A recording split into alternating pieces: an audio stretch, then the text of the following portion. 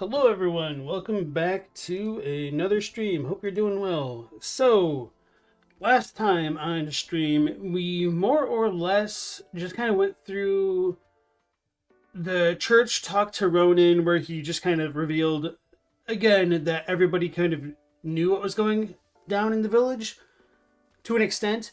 At least they knew they were like praying to a certain statue. It's a little bit unclear how much the villagers know of Melzis's connection to the statue and that he's a kind of false god that's sacrificing them for his own well-being and whatnot.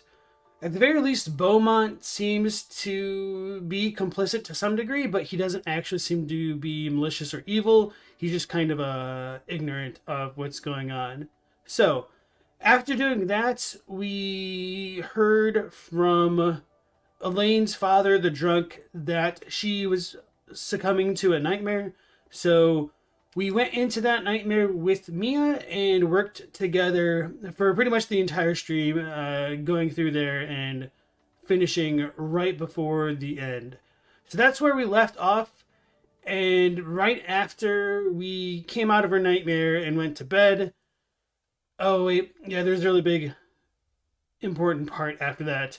So after coming out of Elaine's dream, or was that before? No, it was after, right? No, it was before. Okay, yeah. So, after talking to Ronan and finding everything out, Jess left us a parting, a farewell, essentially, and he went off to investigate Ronan on his own in the cemetery, and he didn't return, to say the least. He was murdered. We don't know exactly by whom he was murdered. Obviously, the easiest connection would be Ronan, but it is technically vague. We don't know where Cephas was. He said he wasn't at the graveyard, so he regretted what happened to Jess. And then after Jess and everything had happened, we heard about Elena. So with Jess's passing, it's unclear how we're supposed to get the Holy Sword from Ludus's passing to defeat Melzis, because if Jess isn't there to make it, who's going to make it? So, after all of that, we went into Elena's nightmare, and then we heard that Giles is having another nightmare. And Giles has kind of like gone off the deep end for a while. So, that's pretty much as much as we know right now. So, anyway. Without Horn, Scalisi, nice to see both of you again. Thanks for coming into the stream. So, where did I save it? Not that one. Slot 3 then? Giles again. Alright.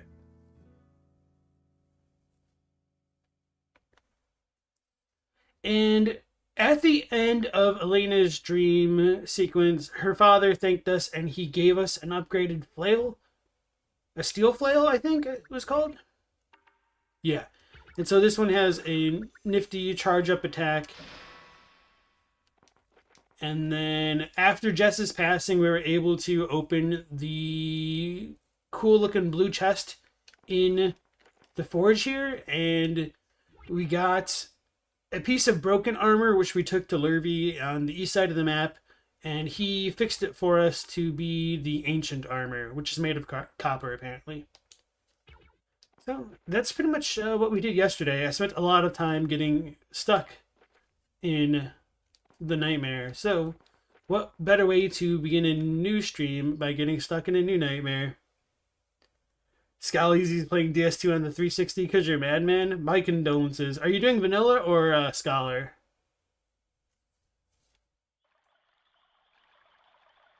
Oh, cool, we get that neat little wispy sprite effect. The village is closed.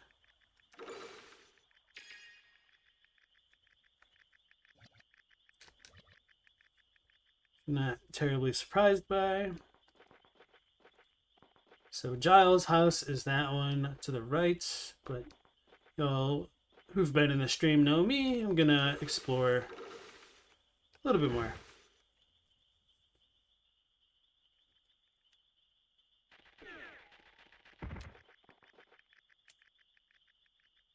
That was my water.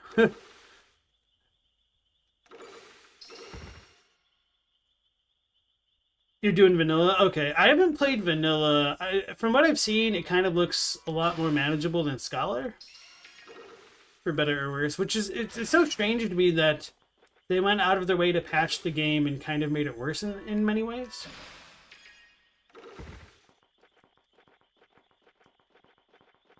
Which, now that I think about it, I wonder if the Matthew Matosis video and Mahler reaction were talking about vanilla versus Scholar. I don't remember. They may have addressed it in the video. It may have been before Scholar came out. You want to dual wield the katanas, but you don't want to do it in Elden Ring, so DS2 it is? You don't want to do it in Elden Ring? Why not? Is it because they're too good in Elden Ring? If so, I could totally see that. Alright, going into Giles' house. What are you saying? Giles cannot be saved? Alundra, I'm terrified by what's happened here. The nightmare returned after you destroyed it. And not just that, Septimus. Why does Melzus only attack at night?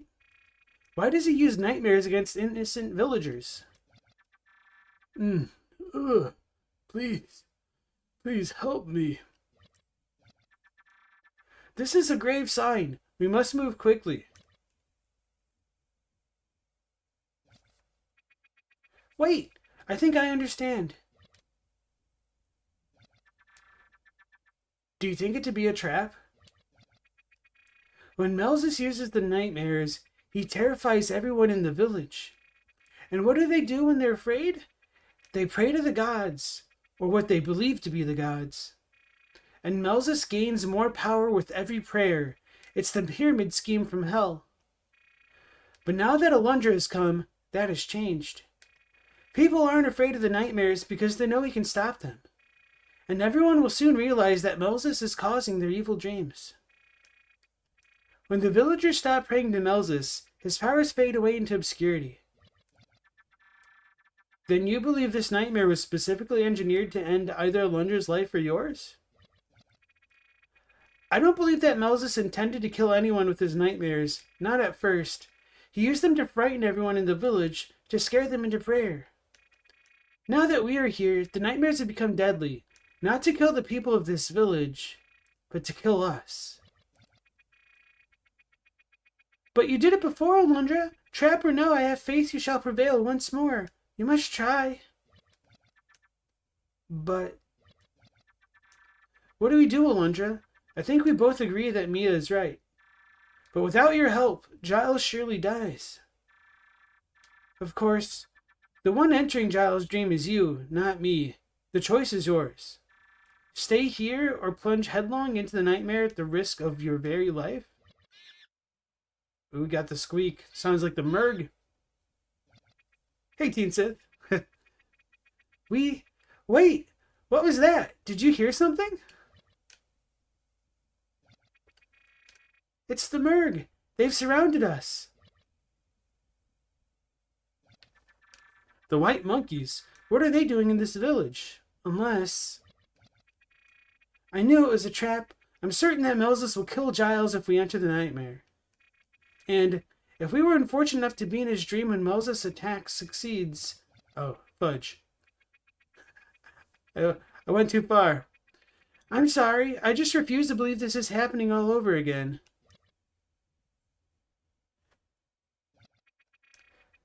Septimus, you take Keisha upstairs and barricade yourself in. Alundra, be careful out there.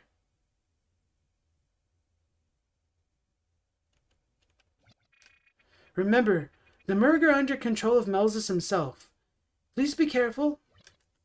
Hey, Teen Sith, how's it going? Have I ever considered a career in voice acting? I'm assuming that's sarcasm, but to answer that unironically, like, you know, when I was a kid, I always thought it'd be kind of cool to be a voice actor, like the voice behind Bugs Bunny, like Mel Brooks. That's not Mel Brooks at all. Mel Blanc. Similar guys, but not really. But yeah, after like doing the YouTube stuff and having to work on actually recording scripts and doing proper voiceovers, it's a lot more difficult than I realized for reasons I didn't expect. In some ways, I think the acting part is easy, but at least delivering scripts, it's just kind of hell, and I absolutely hate it. And it's part of the reason I don't make videos more frequently, just because it's a really draining process, to be honest. You've only ever played vanilla, but you've heard Scholar the First Saint is like playing a fan remix. I've never played vanilla, but I've seen a little bit of others playing it, like Two Hit, who's in the Discord, and sometimes he pops into chat. He was streaming both versions, and then his enthusiasm waned a little bit. I used to believe in the gods, but now I don't know what to believe. I know only that I believe in you. And sometimes when you have lines like that, it's kind of hard to not make them sound corny like me. Yeah, I feel like my inflections are all over the place because, this is a first take reading of literally every line. But anyway. Man took a look at the greatest VA ever and said I could do that too, Lamau. But now people listen to him speak for hours, so who's laughing now? About how many people are in chat? Like four people in chat. That's who's laughing now. No. I mean, it's just, a childish fancy of like really enjoying cartoons and like the voices that they made and kind of wanting to emulate that. Like that always sounded cool, but I mean, it's nothing I ever like took seriously. But at the very least, I could say I considered it, You're much better at writing than reading because you're from a rural area and talk like it. My condolences. Moses must have the Merg under his scheming command. Of course. I can't believe I didn't see it sooner. Aren't there 6 people here? Maybe. Oh, okay. So sometimes, like, the analytics that YouTube gives me is, like, delayed. So now it says 8 on my thing. So the number of people laughing have doubled. But not really, because I haven't really said anything actually funny. All right. So, Mia. Alright, same stuff. Can't. It does crack me up when I can't actually interact with a person. It just looks like I'm trying to murder them. Alright, so let's deal with the Merg. And also, welcome back to the stream, Kenchel. Nice to have you again. Oh man, I was not expecting to actually get ganked immediately. I was expecting like a little bit of dialogue or something. Oh. The sneaking Merg have been pummeled into lifeless jelly. Oh, that's kind of descriptive. You didn't actually realize you had an accent until you moved out of the state for the first time? Everybody has an accent of where they're from.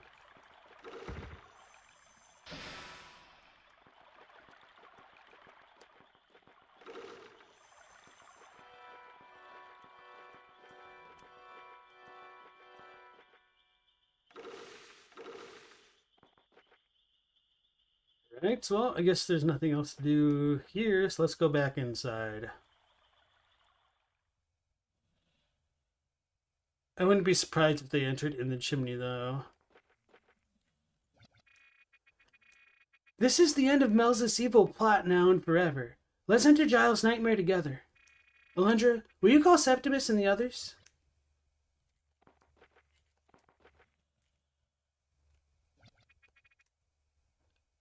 No!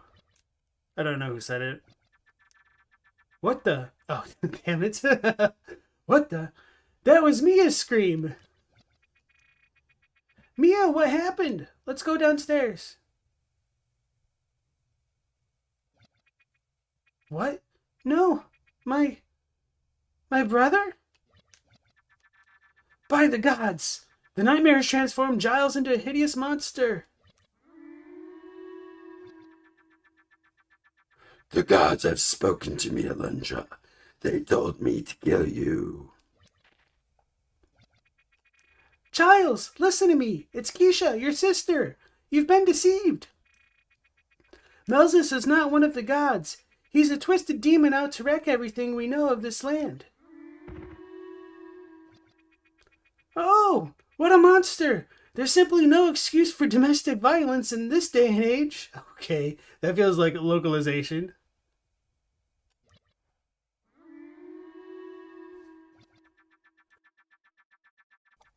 Alundra, whatever humanity was left inside Giles has been completely extinguished.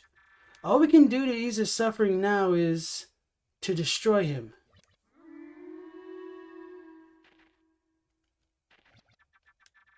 Keisha? Are you... Keisha? Why did this happen? Who did this to her? What? I killed her? No, I didn't. I mean, I couldn't do this. Alundra, wait! Don't use your sword. Giles is fighting the demons in his mind. You did this, Alundra. If you hadn't come to this village, my sister would still be alive. It wasn't me.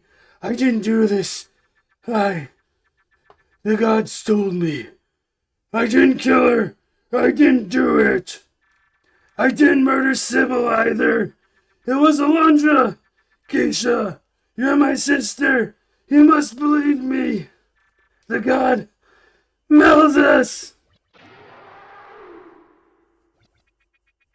Giles, please! I know this isn't you! Fight the black invader that wrestles for your soul! Fight him with the pure light I know resides in your heart!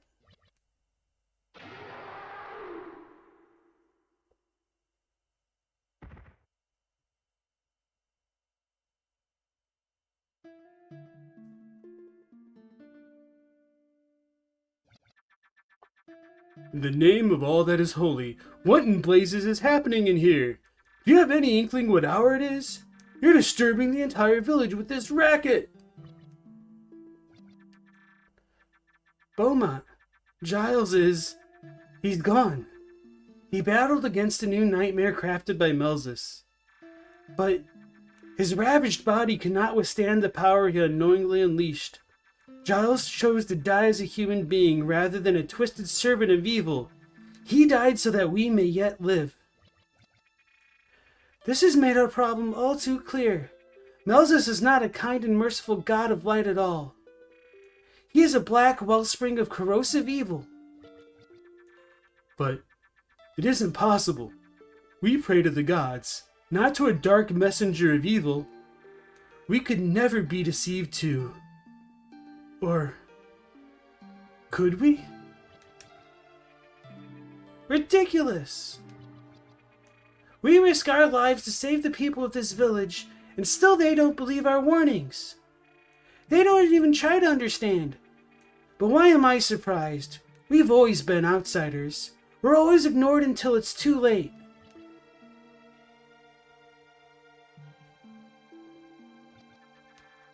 Everything Mia said is true, Beaumont. The people of the village have been praying to Melzus. Even though they did it unknowingly, Melzus used the power they gave him to craft the nightmares. We've prayed to the gods since we began to record our history. We have relied on prayer to help us through our most difficult times. What will we do if you strip away our belief, our faith?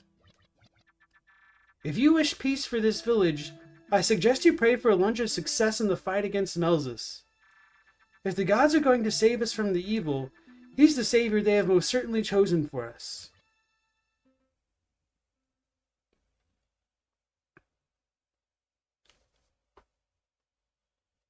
Well, that was a little bit abrupt. Giles prayed more than anyone for peace to return to the village, but it only made him the most vulnerable to the manipulations of Melzus. Thoughts of anger and revenge fill Alundra's mind as he drifts into sleep. The morning light filters in upon the sleeping savior all too soon.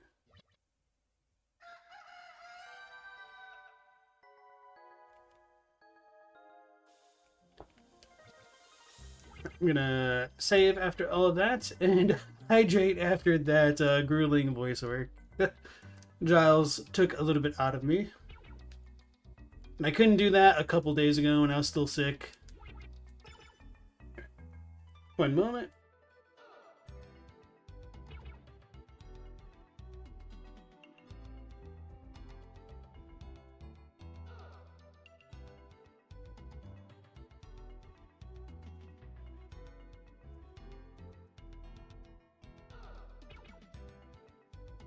Teen Sith says they're right. Oh, domestic violence is never acceptable. No, I wasn't like complaining that they said it the domestic violence is bad. That's a no-brainer. It's just like the way the lines were delivered felt like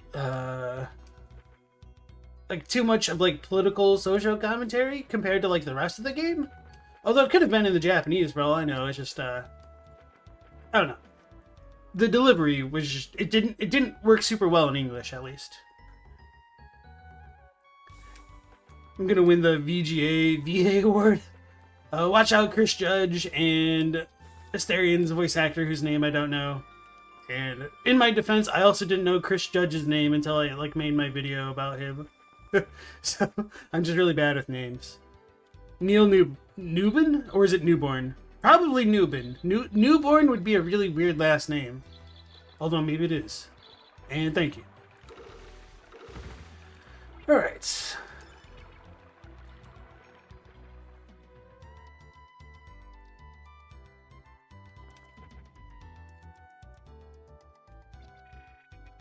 Giles' body is gone, but we had a funeral and prayed for him anyway.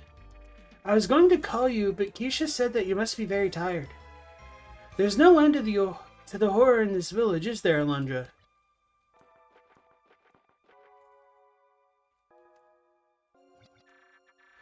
The most religious person in our village has died so horribly. If his prayers were not answered, mine stand not a chance in hell. The gods have most certainly abandoned us.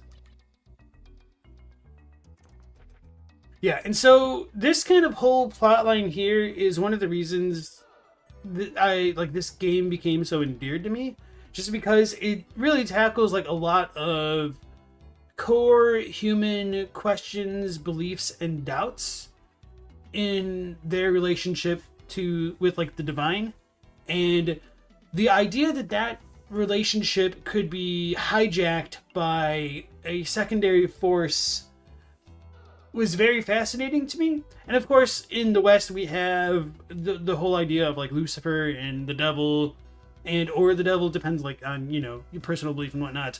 But the fact that you could just have like a rando show up and gain the powers of divinity through the people's belief was something that I hadn't really been too exposed to at that time. And of course now, with like so many of the FromSoft games and faith manifesting itself as reality in those games, it's become a bit more I don't want to say like accepted, but just like substantiated. I don't know, I can't think of a good word for it. It's more common, I guess, of an idea, which is kind of cool. But even in those games, it's not been quite as explored in the way that it has in Alundra. And so I'm certain there must be other stories out there that are kind of similar to this. A little bit of what Anne Rice wrote kind of reminded me of this. What's the name? Memnis the Devil, I think? Or no, not that one. The Body Snatcher one? I can't remember. Anyway, it's not too important. Hey, you peasant!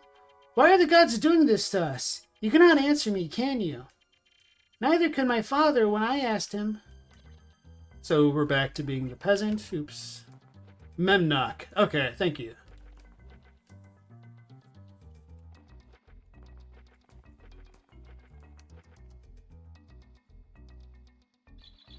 Yes, that I'm trying to remember if Memnock the Devil, because I read like 5 of her books, like all in the Vampire Lestat Chronicle, or whatever you want to call them, the series. I'm trying to remember whether like the ghost thing was in book 4 or book 5.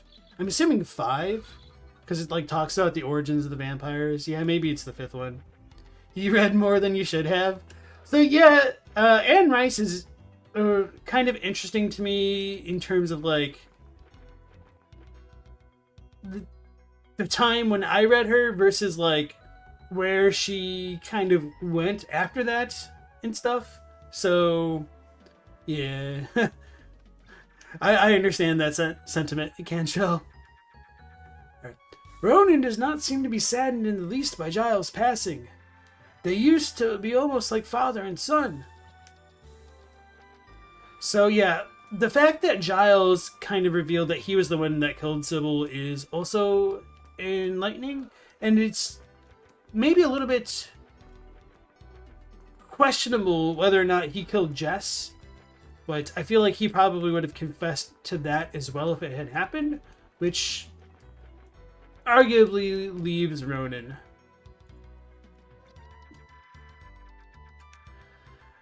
No one in this village has ever seen the Merg leave the forest. Maybe it's time for us to all leave the village. Ronan told me to get you out of the village, Alundra, but I refused. I don't understand why he wanted you gone. We need you now more than we ever have.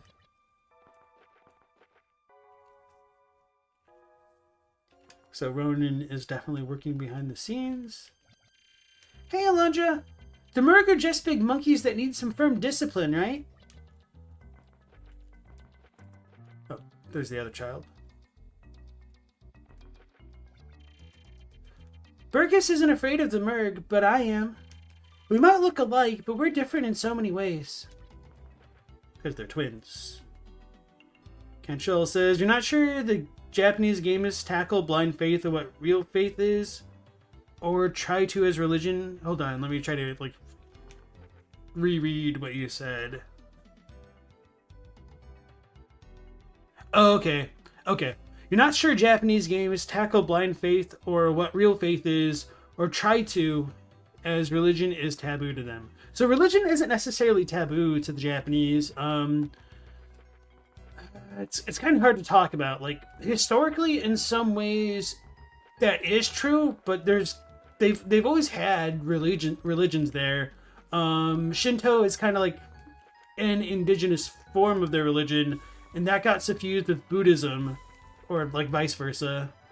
And Buddhism was a multi-state religion for much of Japanese history, that it was infused with like Shinto beliefs and whatnot.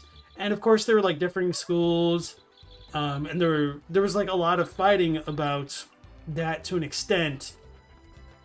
And then of course when Christianity came, there were a lot of issues with whether or not the Japanese wanted that to be welcomed or integrated into society. And then eventually they closed the country off for a couple hundred years until Commodore Perry said to open the country. And I'm laughing because I'm thinking of like the Bill Wirtz History of Japan video every time I think of that now. And so even back then, there were still underground Christian converts, so for them it was definitely a taboo, and in many ways it was taboo for a very long time. And then after World War II, with so many GIs and stuff still like stationed in Japan and whatnot, and all of the post-war mess, there was certainly a lot more integration of like Christian ideology or symbolism into Japan. And while not everybody practices or believes it, not everybody in Japan like even really practices or really believes in like Buddhism and or Shintoism. It's kind of like a different aspect of life. So it can be a taboo to some people, but it's not really a taboo in like the strongest sense of the word. They come off as more spiritual or superstitious. How they observe these days is ritualistic, as you see how it's interpreted in urban culture. Yeah, like luck, bad luck, etc. in different media and games. Yeah, that's probably a good way to say it. They're more spiritual than religious. That's a good way to say it. They seem to fall into cults more easily than religion. I'd have to think about that, because I don't know whether or not that's true because of what's it called with like the sarin gas attack. And you probably know what I'm talking about, but yeah, I don't know if the Japanese are necessarily more susceptible to cults, or that they were just publicized super well, because like a lot of things pertaining to cults are very often publicized, and so they kind of have like a megaphone effect, and might not necessarily be representative of real I don't want to say representative of real life or like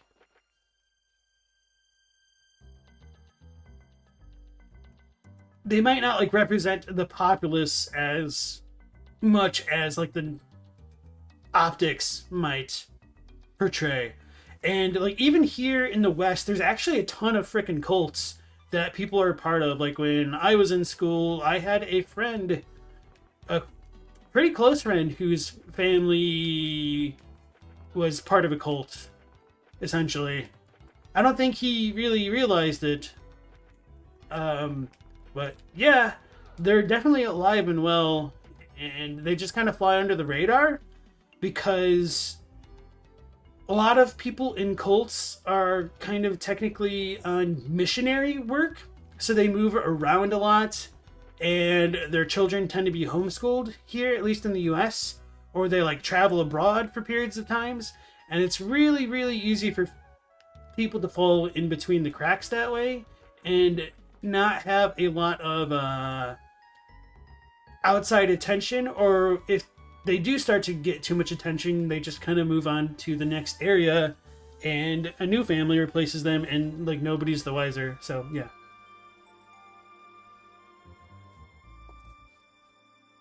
Alright, Teen Seth says, from the reading you've done, that does not seem to be true, to be honest. Could you elaborate? Because I'm not sure if you're replying to me specifically or like one point that I said or like Cantrell specifically.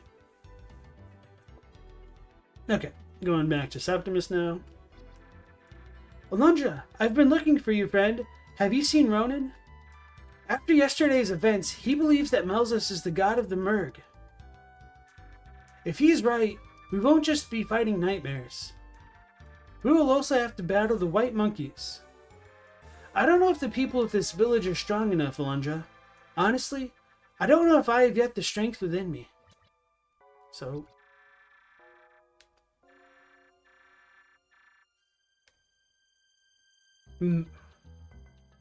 So I guess Ronan didn't realize that Melzus was also the god of the Merg? It's interesting. Weird. Okay, you were talking to Cantrell.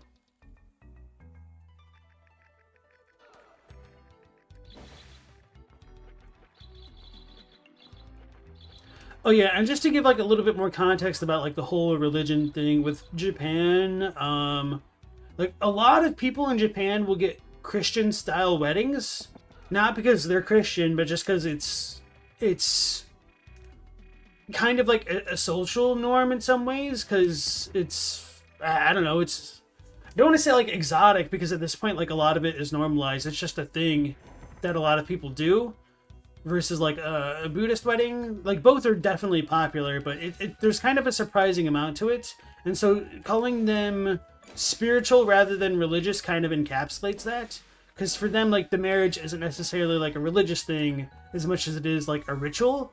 And yeah, Christmas is huge, sort of like I would yeah, kind of, it's like the consumer version of Christmas, not necessarily the Jesus portion. You think it's more complex than how you state it? Cults can be political, religious, or based in science, pseudoscience, or culture. Oh yeah, if you want to talk about like cults of personality, I can see what you mean about that. Yeah, I can kind of get at what you're saying if I'm interpreting it the way that you're intending, perhaps. I don't know. I won't lie to you, Alundra. I've already craved a stiff drink more than a few times. I know I'll have to fight those desires for the rest of my life, but I shall prevail.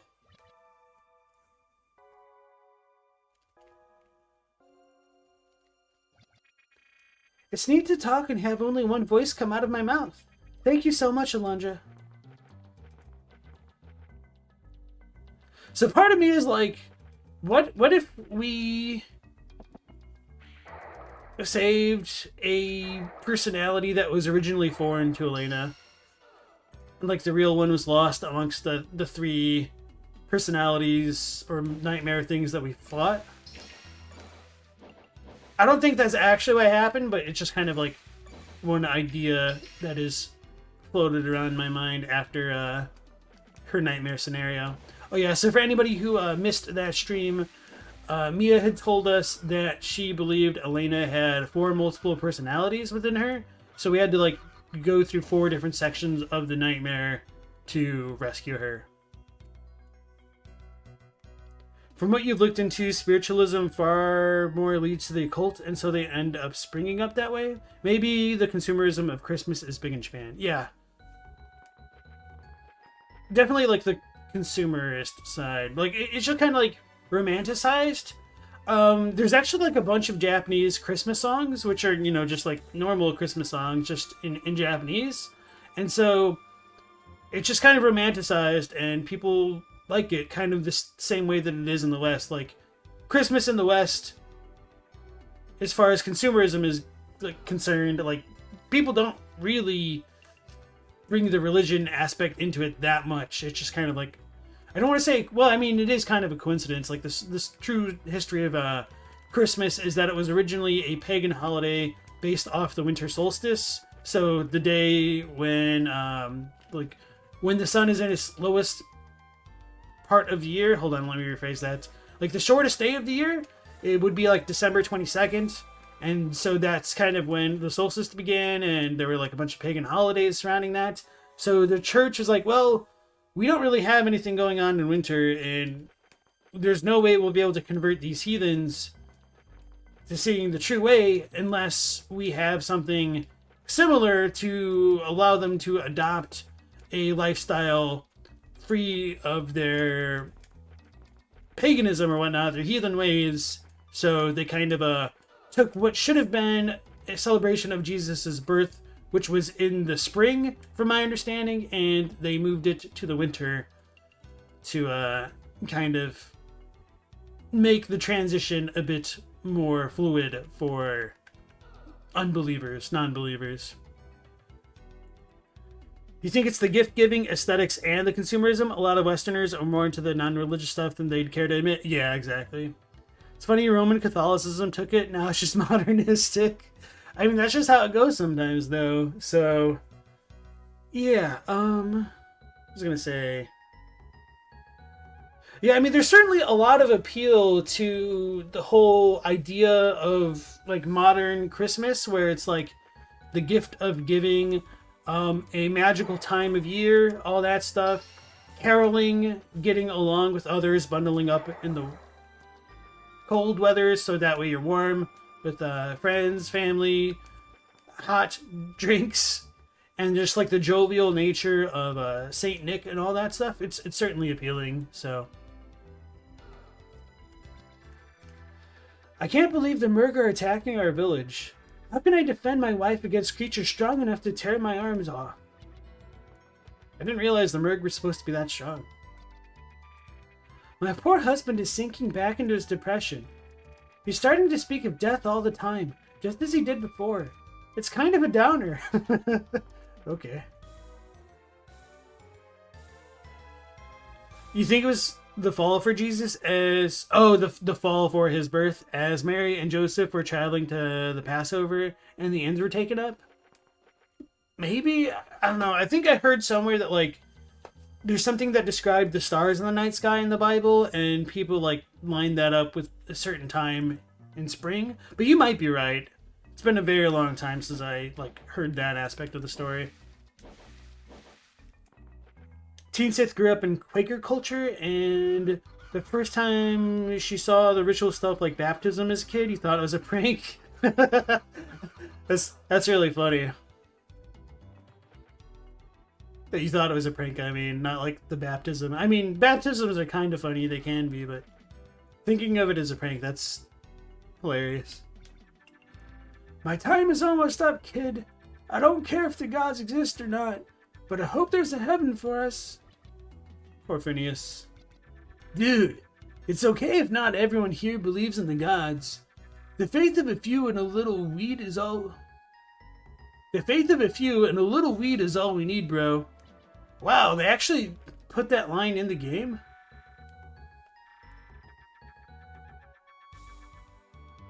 Okay.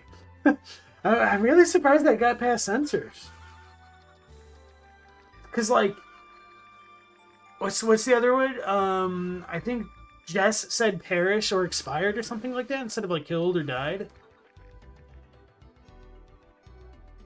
I was definitely not expecting that from the surfer of all people. I mean, of course, that's sarcasm, but anyway. You can find me at Keisha's house. Did I? I guess I didn't go to that house yet.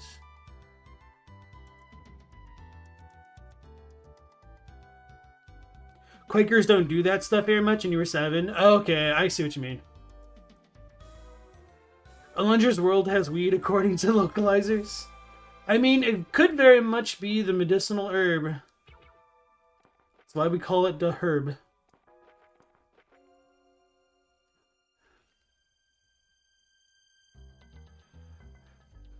I think like the funniest part about that line for me personally was just like me completely not reading the sentence the right way because it was like the last thing I expected. No wonder Alundra's always in Dreamland. I know, right?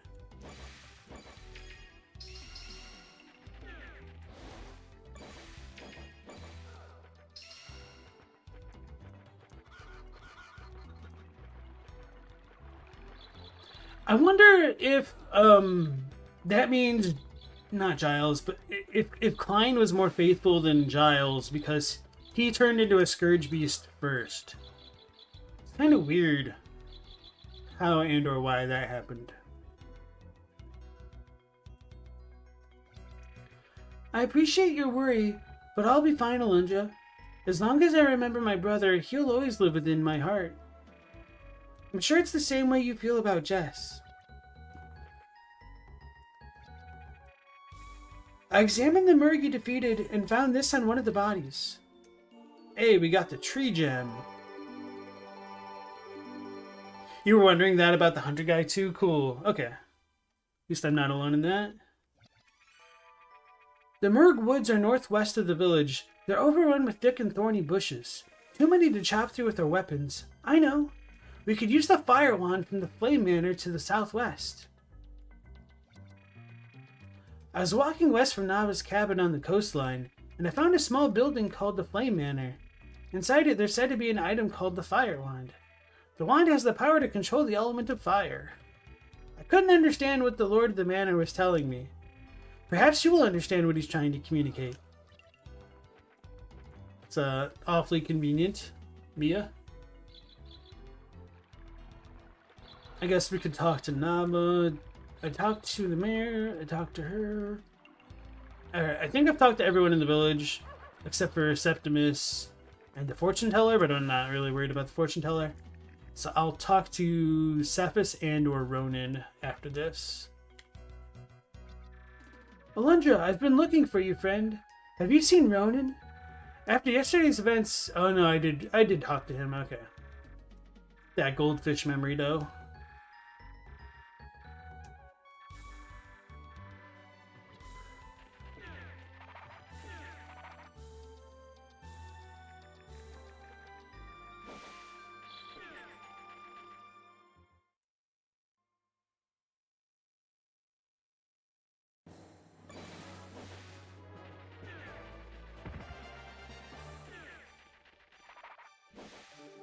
So Teen Sith, I've got to ask, since you said he had an accent, does your customer service voice retain that accent, or is it the more like standard North American Midwestern type style? The Merg live in the Northwest Forest. I personally believe they are just misunderstood, much like me. Oh, that's sad. Yeah, actually, the more you're trying to charm people, the stronger it gets. Your accent? Okay, so this, like, the rural southern charm thing, that kind of makes sense.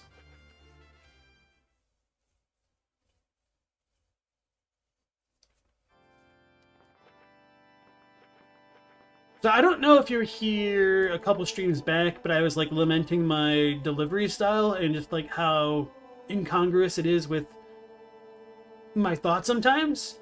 But believe it or not, it sounds like a freaking joke because of my delivery, but I'm actually from the ghetto, so like a lot of the things that I could think to say just would not come out the way that I would mean them. And it really takes people aback when I do speak more vernacular. Just because I tend to be a bit more verbose and whatnot. So, yeah, it's just not something that most people would expect from the way that I talk, that I'm kind of like from the ghetto originally. You're fighting to save us, are you not, Alundra? We have lived with a peace in our hearts by praying to our gods. But the gods have forsaken us and chosen the Merg as our eternal tormentors, it seems. And whether chosen or not, you have become our protector. So is Ronan having a change of heart? Interesting. It does not come across.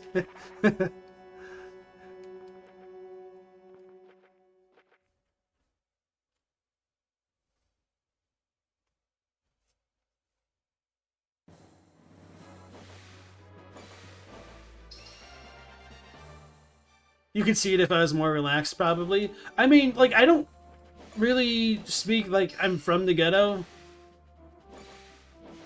And I've never really spoken that way. I don't know, it's kind of like awkward to talk about and like hyperanalyze that.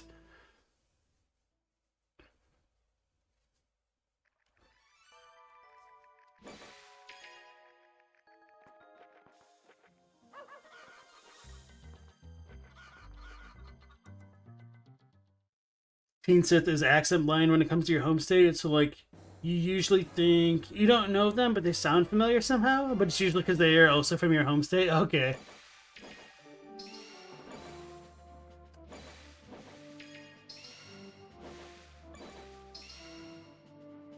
Yeah, accents are very interesting to me, which I mean, I'm sure that comes as a huge shock to all of you folk who've only been following my channel for linguistic things. Wait, was there anything else I wanted to do? Just Fire Manor? Let's go talk to Nava. We talked to Cephas. Yeah, okay.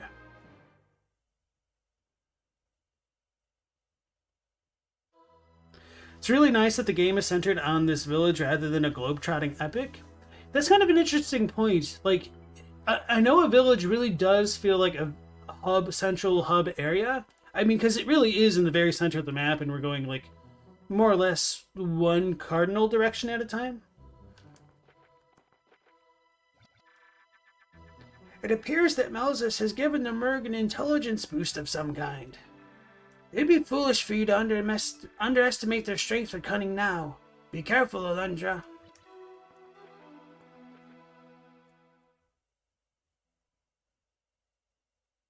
There was a video you watched recently where a Japanese person was trying to teach a Korean person how to say tsu. Yeah, I guess I could see that. Let me... Tsu. It's kind of funny. Yeah, I could see that.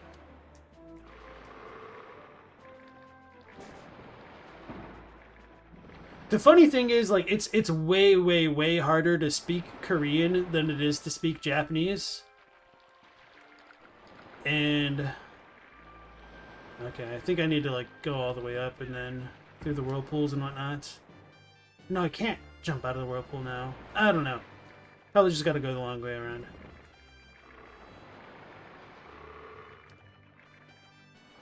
So it's kind of funny to think of like a Japanese sound that Koreans don't normally emulate. Other than like an F sound.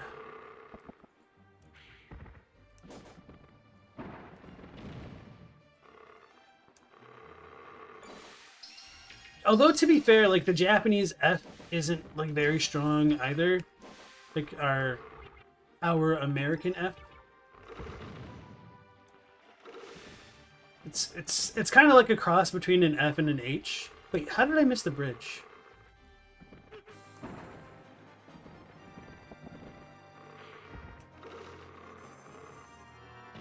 F sounds a lot like H. Yeah, hey Chadwick, welcome back to stream.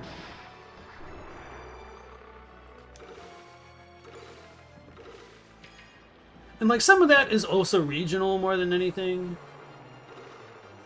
Woman sounds like human?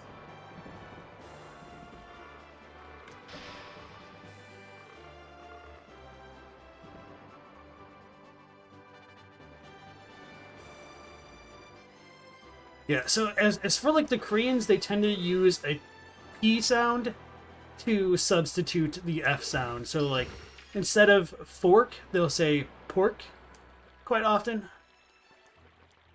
I don't even know how to actually get in Flying Manor. I remember there was a bridge above. Maybe I need to like go below or something.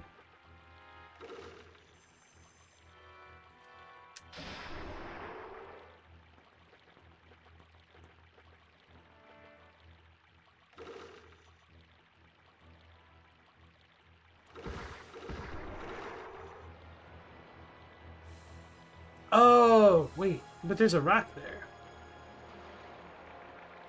Or maybe I should have taken like a larger jump.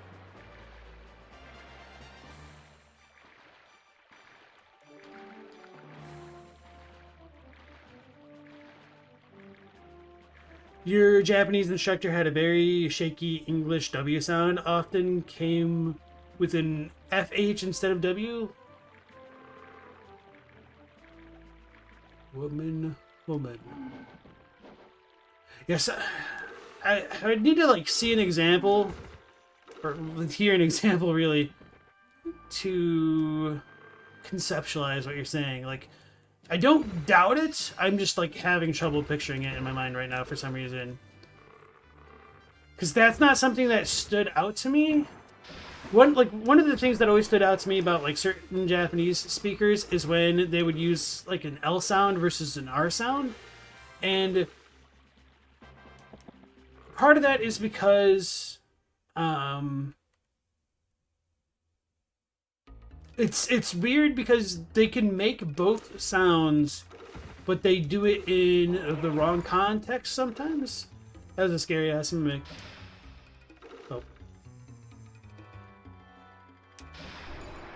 Oh, that kind of worked. So I still need the final one for this. Nice to see greens and blues on screen. Too hard to describe in text alone? Yeah, maybe. So, like, one of my professors was... I don't remember where he was from. But he... Instead of rain, he would say lane. Like, with a very strong L sound. And then other words, he would use an R sound. Which is kind of interesting.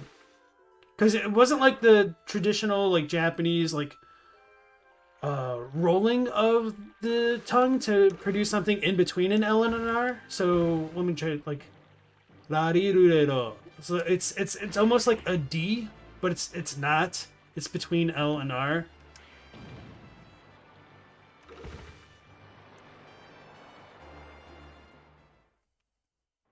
R sounds were hard to tamp down. Yeah, and of course, like some of that is just because like inexperience with the language, but bless the destroyer of evil who hides within the flowing waters.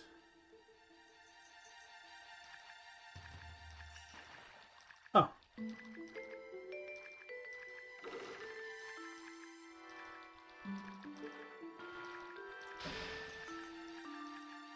That didn't work quite as well as I would have liked.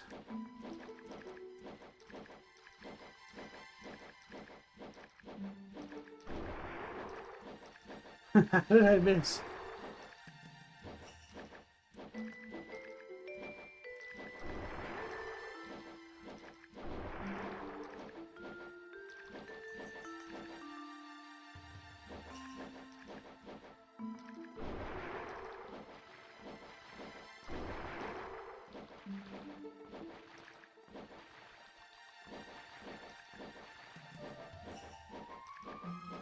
Budge.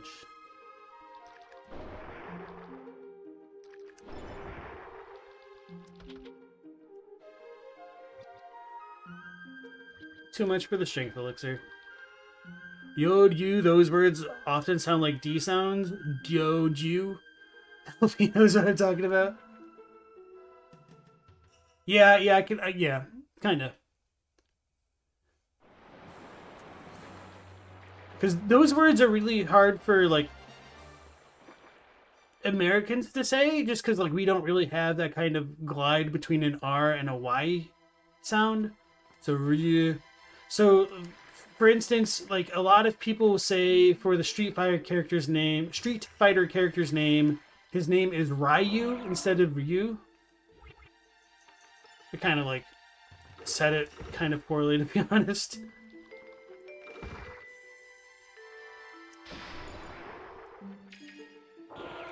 I was wondering. Oh man, the flail's pretty strong if it kills these things in 3 hits. So this looks like I need a key.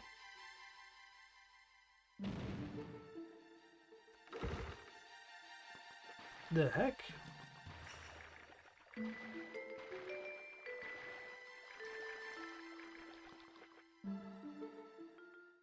Hmm.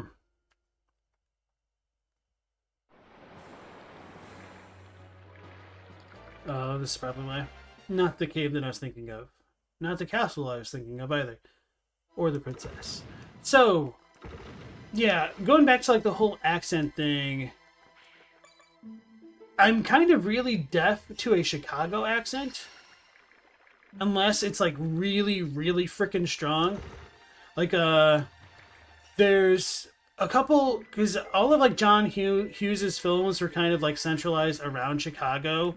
And so sometimes they'll definitely have like locals in the movies that you can tell. And one of the ones that always stood out to me are like the airline, bus workers in Home Alone. Like those are like, they have to have accents that strong for the Chicago accent to stand out to me. Because I have a very, very slight Chicago accent sometimes. Like, most of the times I don't really have a Chicago accent, but there's just like a couple words apparently where you can hear it. And everybody always goes, "Da bears." Yeah. Dollars. Stuff like that.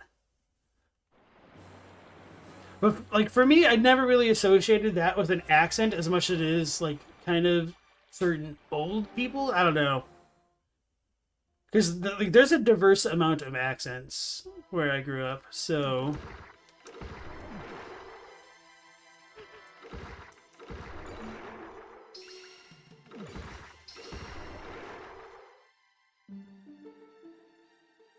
mirror, horror, etc. with a double R usually come out as one syllable for you.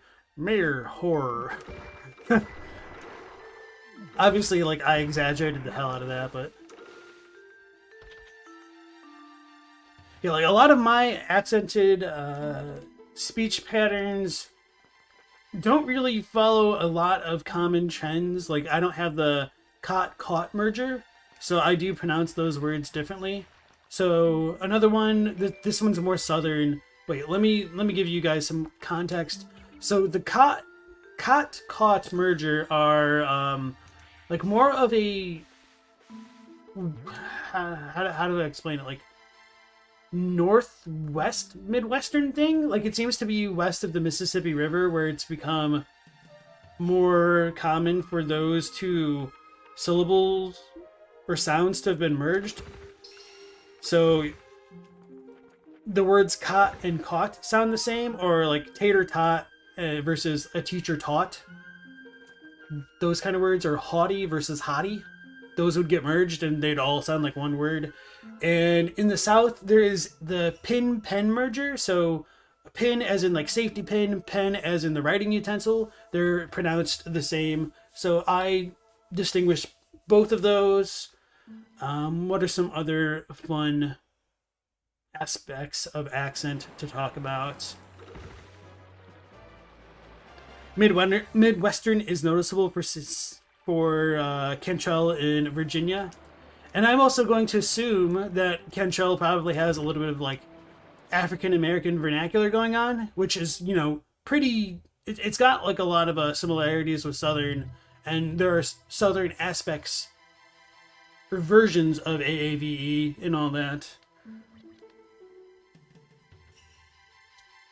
So yeah, I'm sure all that stuff sounds stands out. Chadwick is from Flint. You keep the crayons in the garage. Oh, do you keep the crayons in the garage in a bag next to the car? No, that wouldn't be Michigan. That'd be like Wisconsin or Minnesota. Say all of that and we'll prove your Midwest credit.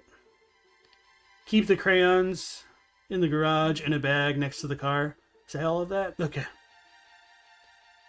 You'd call your Indiana accent kind of bootleg Texan? Nah, well, actually Texans are kind of interesting. And in a certain sense, you are kind of right there, because Texans don't necessarily sound like stereotypical Southerners, unless you're kind of moving more towards the panhandle. And then you might end up sounding like some people from, like Arkansas or something like that. Part of the reason why I'm like laughing at that is just because I'm like remembering some videos where like you can't. So some people will speak like Boomhauer. Yeah, that's a pretty bad like example. I mean, but that is like a Texas thing.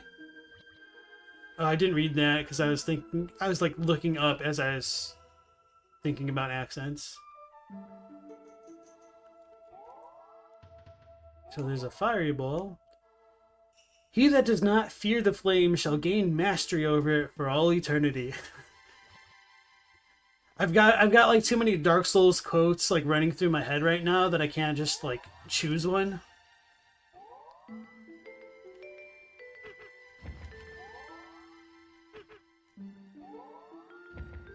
Oh, so I don't necessarily need to hit it.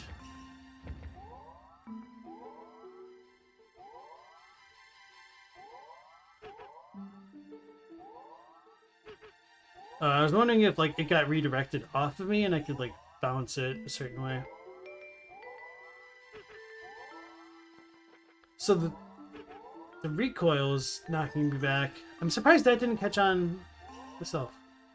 So maybe I need to chase it? No, that doesn't really seem to work. Or can I hit it?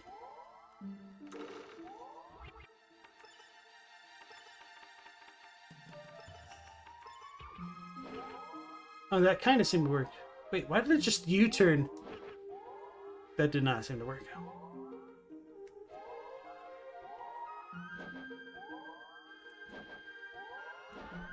Oh no, it worked. I could probably just chill here. Or not.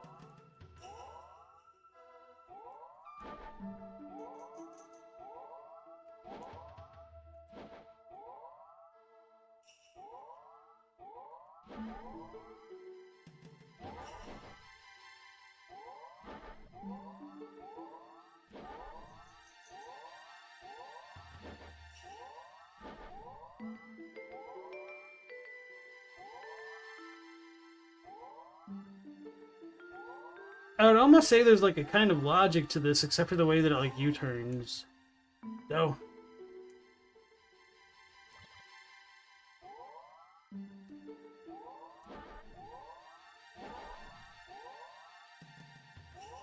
Like there. It should have like kept bouncing off that wall. There we go. There it is. Your mom made sure none of her kids spoke like that? Okay, no, I'm not trying to like necessarily say that you speak that way directly, but no offense, based off your name, I would assume that you have a familiarity with it, if not from your household, at least maybe people around you growing up. I'm hard Midwestern. Oh yeah, no, absolutely. Those accents are hilarious. Hunterman plays Pokemon. Welcome back to the stream. This game would make you go insane. This game has made me go a little bit insane at times, but I've still been enjoying it. It's kind of funny because like it has a little bit of a slow start as far as the story goes, but now I'm kind of here for it.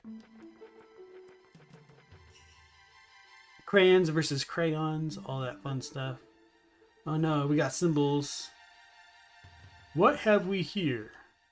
Yet another greedy human seeking to claim the power of flame for himself? Alright, foolish one. Let's play a game of skill with my ball of eternal damnation. Prepare to come to terms with your limitations, human. Guide the fire which is lost. Oh no. Okay. The way that fire just bounced. Are these getting darker? Probably has nothing to do with the symbols.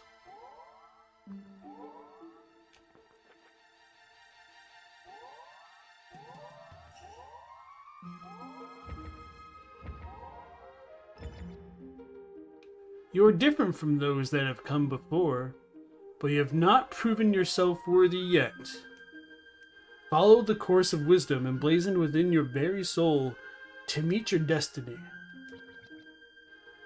In the shadow of flame, your path must lie until the time the motion dies. The shadow of flame? It literally has a shadow. If you fail to finish upon the sign of the flame, the power shall not remain yours to command. Begone, foolish imp. Okay, well, I didn't realize it was done, so I should have landed on that one. Okay. That retro jank? Yeah, for real.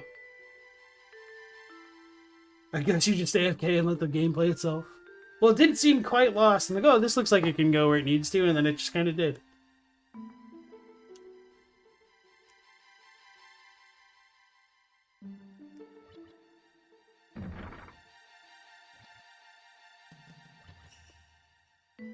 Watch me like have to smack it around this time.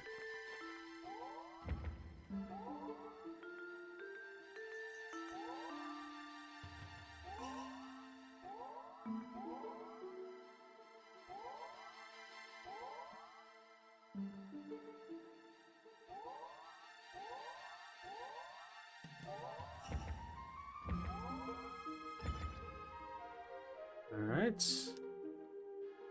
Yeah, sometimes it's not exactly clear when things begin versus when I should start moving.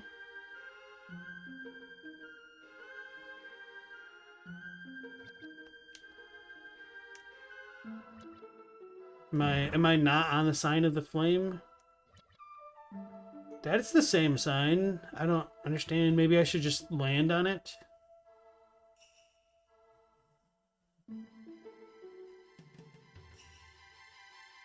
Alright, I'm confused. The worst game of Breakout ever. Were you here for the stream when I was doing lights out? Or kind of like lights on in this version of the game?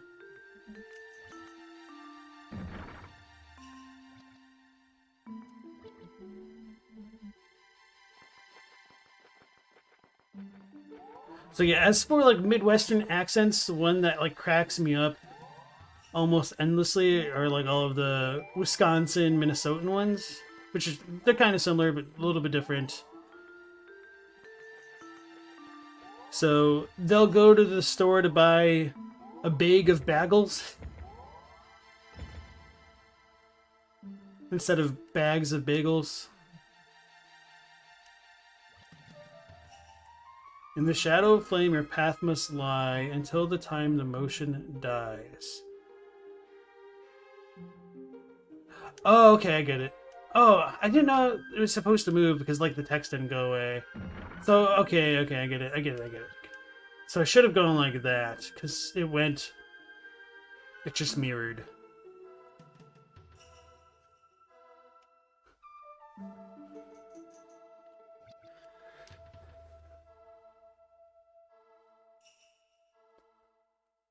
So note to self, the text doesn't disappear when I need to move.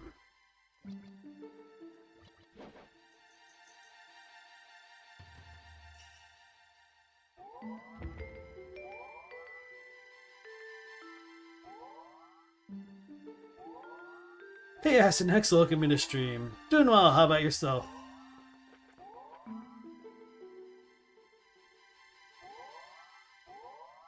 Michigan, you have unaffected Midwestern, full Kentucky drawl, Canadian Yooper, and quite a lot of variation along the way.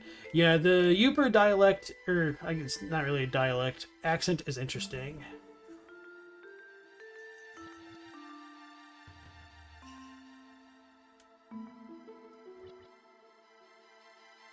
Fudge.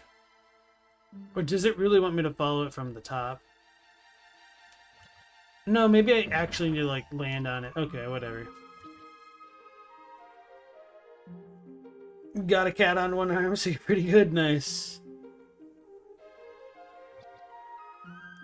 I don't know if you guys heard her a moment ago, but my dog was snoring.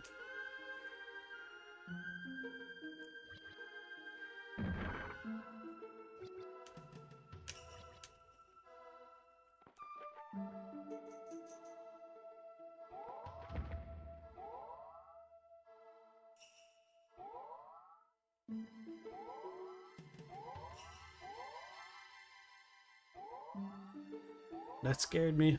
I was afraid I was gonna hit it and then have to, like, do everything over. Okay. So this should pretty much just be on autopilot now.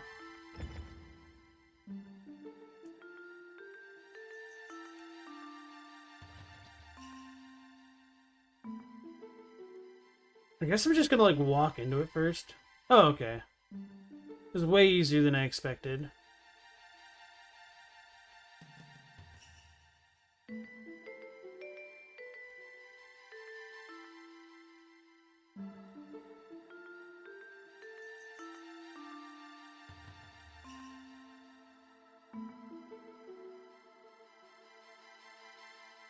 I was afraid I went too far. Damn it!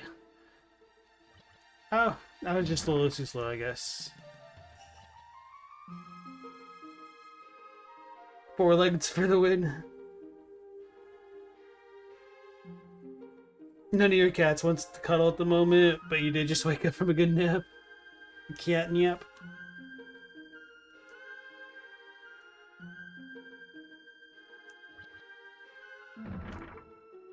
Chris Farley had, like, a really good Wisconsin accent too.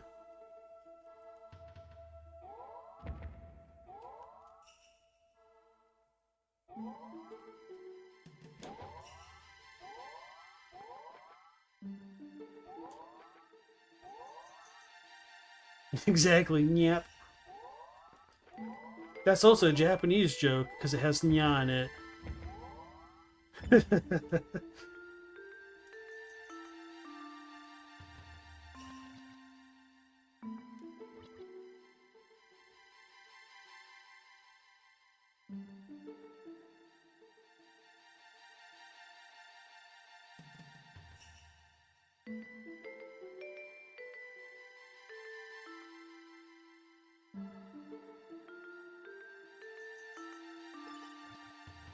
You have indeed proven yourself a master of the flame. Take this as proof of your mastery. That was actually a lot easier than I expected. I feel like this must not be the end of fiery stuff, because I thought there's... Never mind, I will not speak a word. So we got the fire wand. Fire wand. Bellows bullets of fire. Charged by holding square. May the power of flame never leave your command.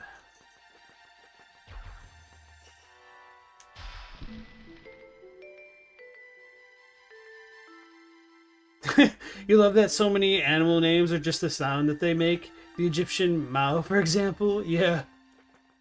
It's funny because I had a friend in elementary school whom I played Pokemon with, obviously, because that's what everybody did when they could, before it all got banned. Because I'm old. But anyway, he captured a Meowth and named it Mao, like M-O-W. And that just kind of was really funny to me, for whatever reason. I think it's probably funnier because whenever you see a Pokemon, like, it just comes up and says its name or whatever. So I'm just imagining the cat popping out and going, Meow!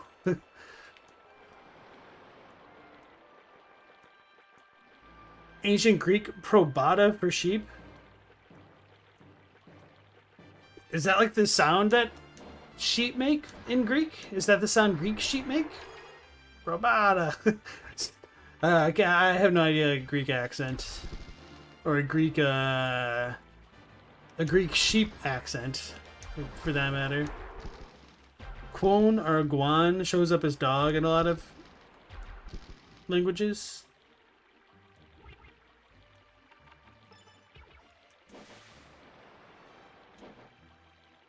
I mean, I done goofed. So I'm gonna have to go back around to get into the manor, because there's a chest. How dare I leave sleeping chests? Why? Well, I goofed again.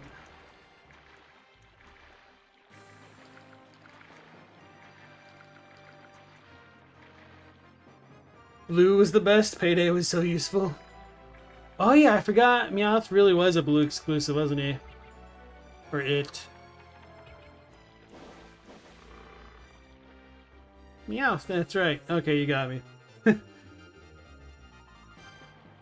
Hey Stella, how's it going? Hunter asks, do I always stream at the same time? It seems like it's the actual middle of the night for you every time.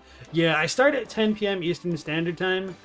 Mostly because that's like the time of day / night where I can really devote the hours to do it. So, yeah. I have considered potentially like streaming at a different time on the weekend sometimes, but it's... I don't know. Sometimes consistency is nice. Sometimes it's also nice to switch things up.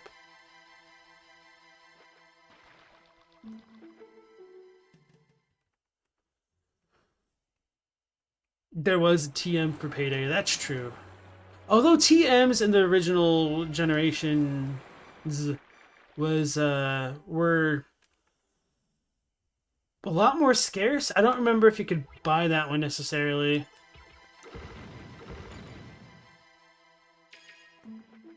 I don't want to have... Oh, wait. Maybe I don't have to do this.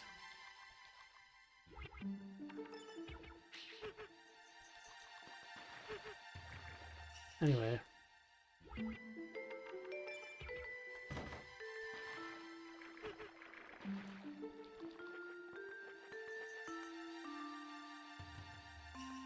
You remember the TM for counter, not like the counter you're leaning on, mind me.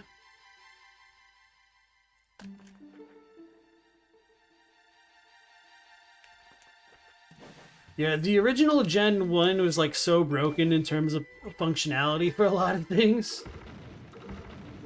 I remember watching the cartoon and they were like, Ghost type is strong against Psychic, but the actual opposite was the case in that game.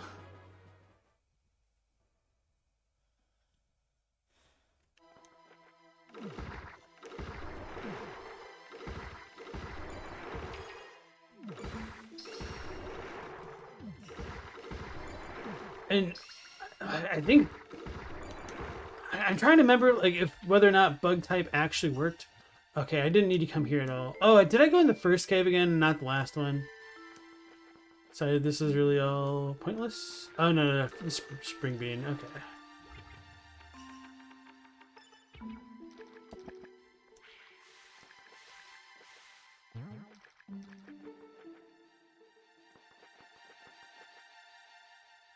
You only catch my lives if you're awake way too late or up way too early. Well, you said you took a nap, so now I'm confused. Hopefully this is the right time.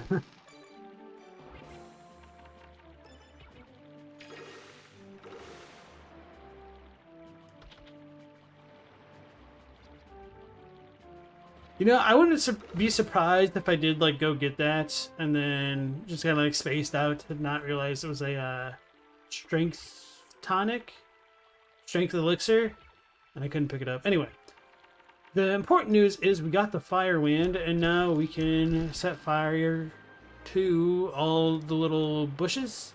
So this opens up a lot of places we can go to now that we couldn't access previously. Sort of. I mean, relatively speaking, there were definitely chests in a numerous amount of places that I couldn't quite get to earlier. Like this. I still don't know how we're supposed to like go through those little mouse holes. Oh, apparently we don't need to. Water book obtained. Okay, cool. This place is definitely on my places of like I needed to return to, so I'm glad I don't need to do that. How do I go over there?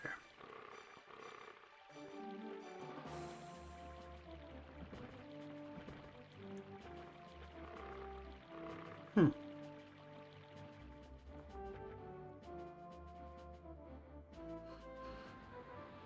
That was the NPC line, the only one from Red and Blue games you remember at all? Oh, wait, hold on.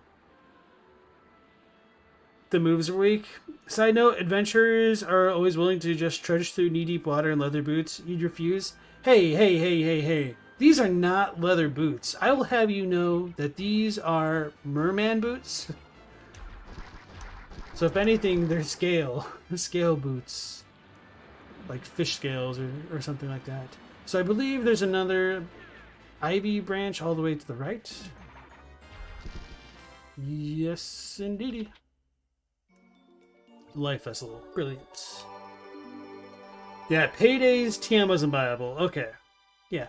The original Gen 1, like, most of the TMs, you didn't even really know what they did until, like, you used them, I think. Or, like, they didn't really have descriptions of their power very well. And who said it? Yeah, Astynex? No, it wasn't Astynex. No, Astynex did say, like, a lot of the moves are weak. Like, all of the bug-type moves are super weak. The poison moves are super weak. Ghost moves are, like, virtually non-existent. And so Psychic was just ridiculously overpowered in Generation 1. And also, speaking of ridiculously overpowered for Gen 1, were freeze moves. Because if you got frozen solid, there's literally no escaping the freeze unless you used freeze heal or something similar, like a status element remover. Which is how I ended up catching my Mewtwo. I used my Master Ball on Articuno because I was like, oh my god, this Pokemon exists on the map. And that was the first time that it had happened. So I figured this is a big deal, so I just used my Master Ball on Articuno. Which I kind of regretted, but then like it made up for it because I ended up catching Mewtwo with a Great Ball.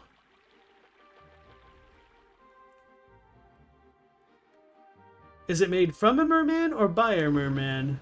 Yes, or for a merman. I think it would be weird if mermen had shoes of any kind. So maybe it's made by a merman?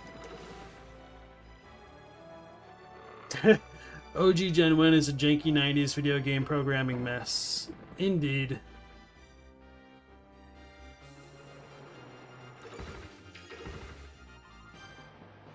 Wet socks either way. No. The merman boots, you wouldn't get wet socks because they're perfectly insulated for your swimming needs.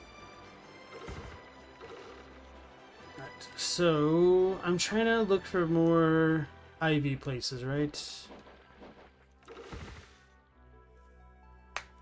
I don't remember if there were any else over here, but I am curious as to how to get over there.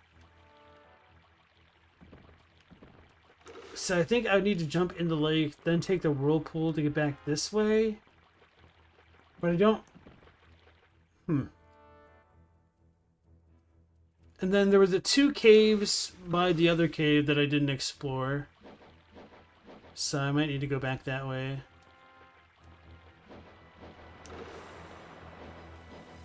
Okay, I could go up there. Yeah, I might do that.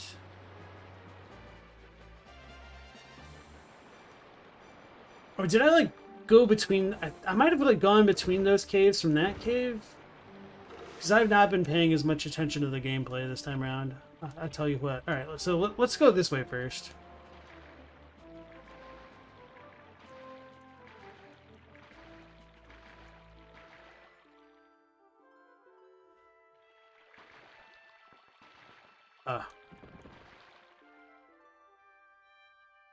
Never mind.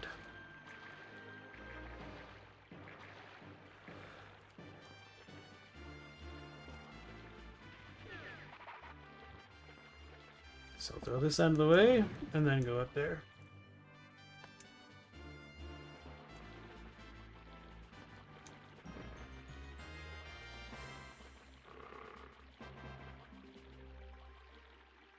Alright, so I did eventually come up to where I wanted to. Alright, and then we couldn't go that way because of those vines. How do you get there? There's no disembarking spot. Maybe there's a gap in the trees that I missed?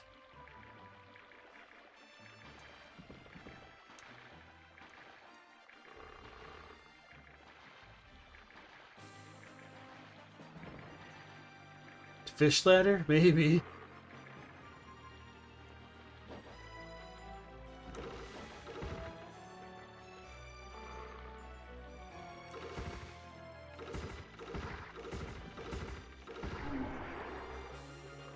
Alright, so this looks like it's a place where I come down to from someplace else, and then I would leave.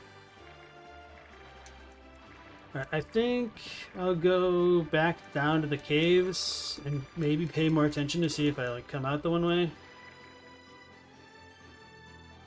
Think those merman boots look like those Western crocodile skin boots? Maybe something a little bit more flashy with like a Zelda flipper. Oh man, I'm on the wrong side of the thing. You'd like to imagine they're like real fancy cowboy boots.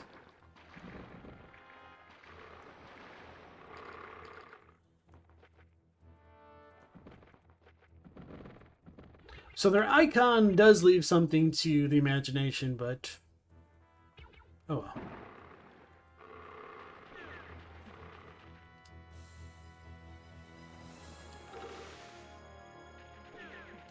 If you wear crocodile boots, you don't presume a crocodile made them, so merman boots, now that you're thinking about it. Well, do you think pairs of Louis Vuitton boots are made out of Louis Vuitton?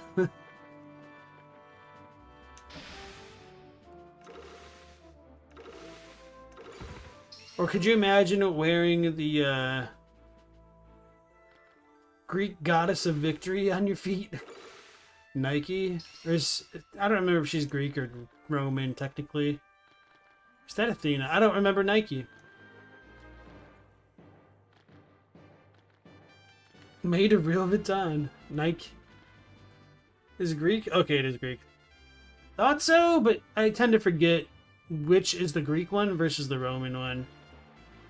So thank you for the clarification. Nikkei? Yeah.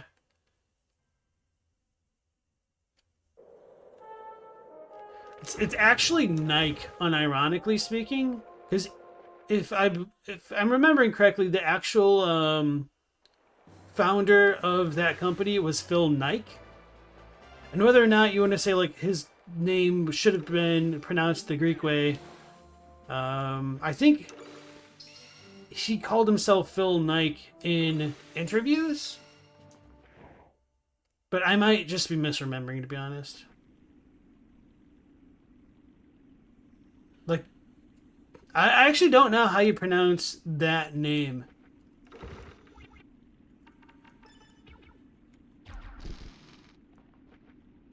I've only ever seen it Romanized. Wait, what did I just pick up? Oh wait, Gilded Falcon, okay. I looked back at the YouTube stream delay. Alright, so we got another one of our Gilded Falcons, our coveted items.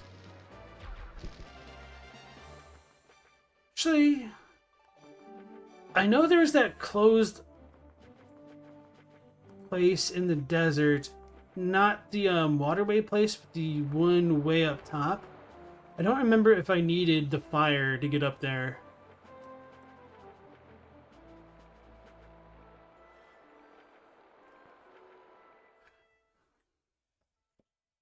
It's supposed to be pronounced like tight? Maybe. I'm like, Tite Kubo.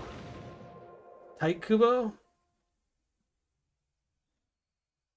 Cheat Kubo? It's one of those situations.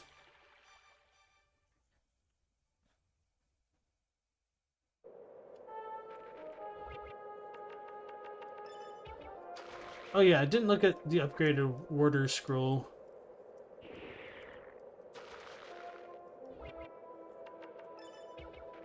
So we did do all the parkour here that was needed, I believe. This game really reminds you of Illusion of Gaia? Yeah.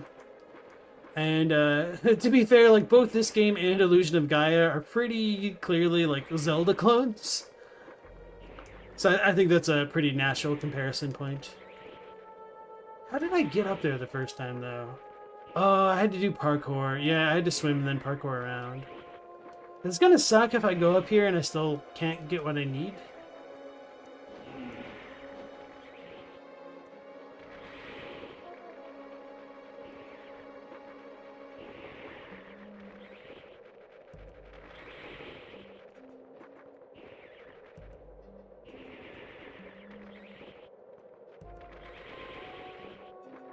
Is this a treasure game? No. Those games take me back. Like Gunstar Heroes, that was like one of my favorite games of the Genesis.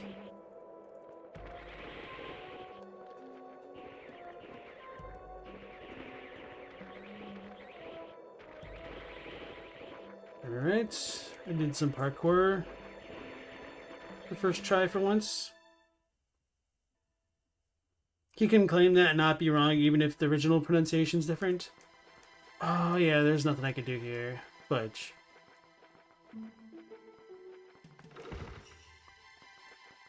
Wait, what? I lied. I could have come up here the first time? Sluice key obtained. How did... what? I thought I could make that jump. I feel silly. Facepalm. So I can't break those with this flail, at least not like this. But I could break the ice ones. So maybe I need the sluice key.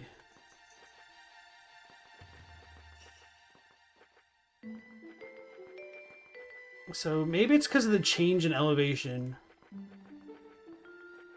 Or maybe it's just because I'm terrible at like jumping off the very edges of platforms in this game. Because it always feels wrong. Bruh. No wonder, like, I thought it was a fluke, because what I just did was a fluke. Did I not even do it that way? What?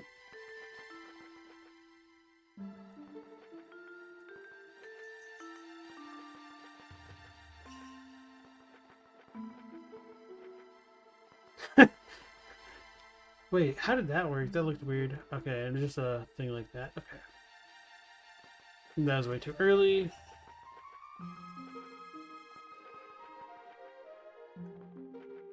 Okay. Yeah, I'm really bad at getting the last frame of a jump off in this game. I feel like I need to practice it. Alright, I guess I'm doing a little bit better. Names especially change a lot just because people feel like pronouncing it different. Yeah. And it's also interesting how many names got changed in transit. I'm struggling to find the right word, but like when people would change countries essentially, in immigration, I guess.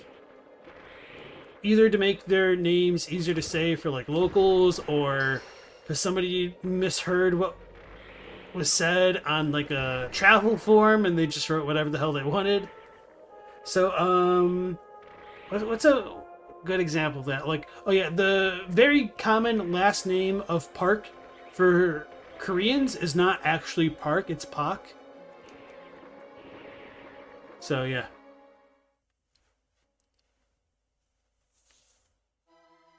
Sluice rhymes with moose because English is a nightmare.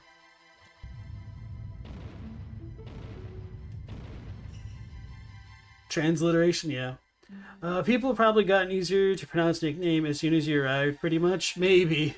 Sometimes that happens. Or deed names. To open the gate, both switches must be activated simultaneously. Well, we know how to do that. Oh, not like that. Oh, I guess it worked. I thought it was way too early. Anglicized? Yeah, that's probably a good way to say it.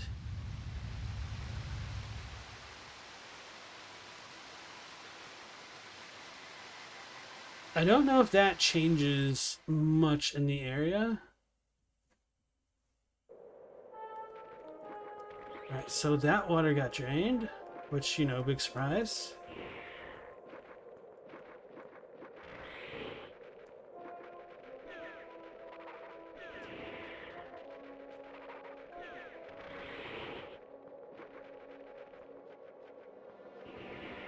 Are the ogres gone? Nope, they're there. There's a cave there. I'm going to explore here a little bit and then maybe go back up top to see if water cooled off the super hot pipes. Oh, we've got Chozo statue, guys. We're in Metroid land. Actually, that'd be really terrifying to get got by a Metroid. Oh, this is different. I am Baru. My wait for your arrival has spanned more than a millennium, really, sir. I will show you the 5 signs which bind this world. Is this the portal place?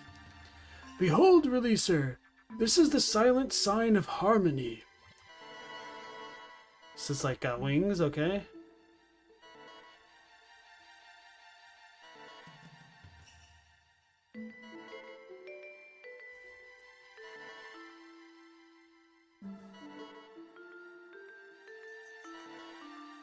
This is some intense Simon Says, huh? Okay.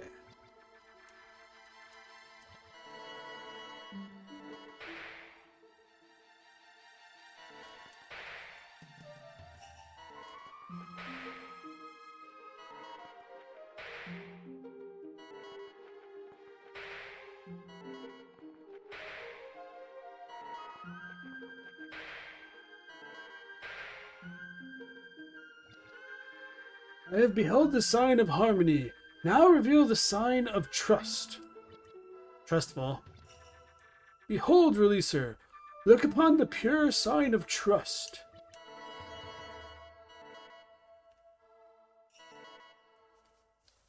This is a...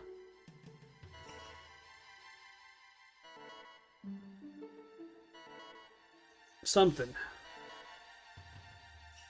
Bop it. Twist it.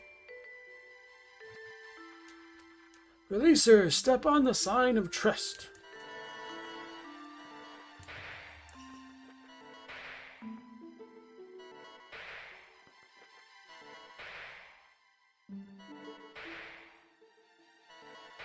I think it was top. Nope. Okay.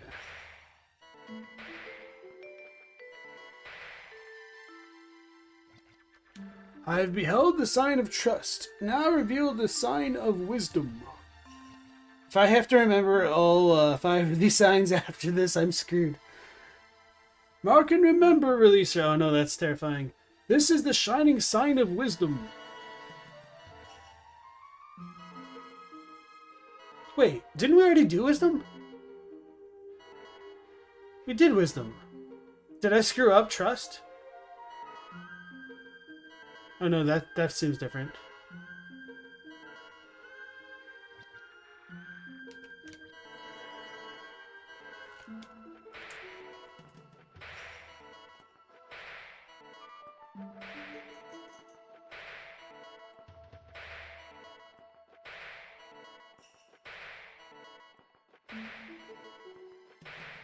It seems faster, or maybe it's because I'm going on them.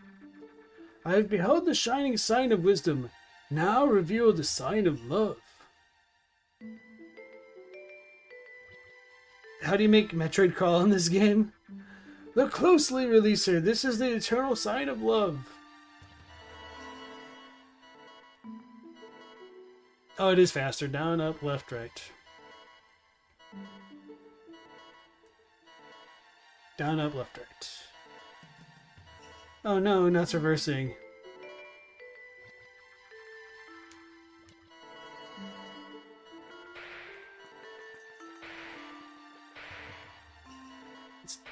I can't even get there that fast. Oh, I can step on the ones. Okay.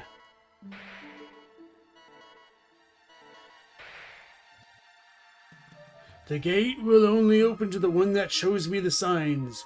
Reveal them to me or depart from this place forever. If I have to do all of them, I'm gonna like lose it. Okay. Okay, love. Okay. Down, up, left, right.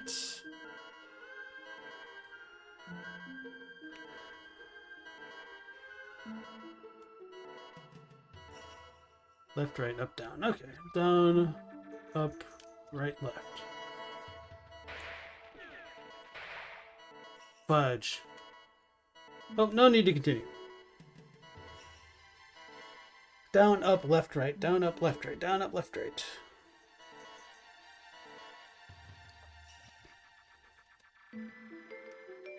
Yeah, I did see the Smotown thing. As far as I'm aware, it's a compilation of like all of his stuff because people were requesting it. I didn't realize it was going to have 2 parts though. You watch 6-hour videos, you guess? You'd seen most of the other ones already. Yeah, it's a compilation. Alright, here we go.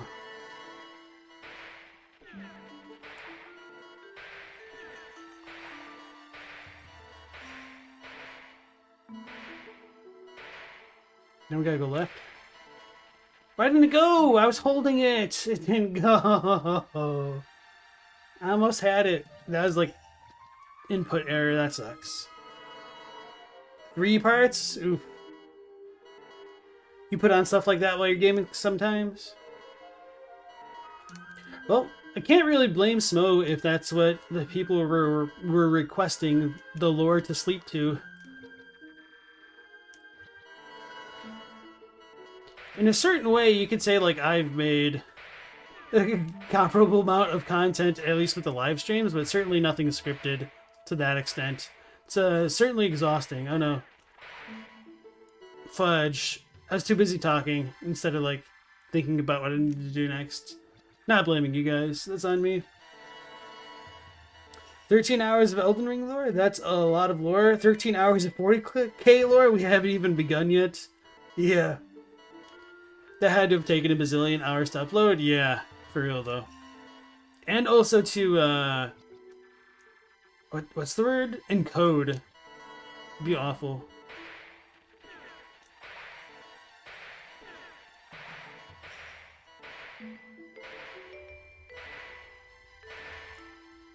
Fudge! Damn it. Left, right, down, up. I should have remembered.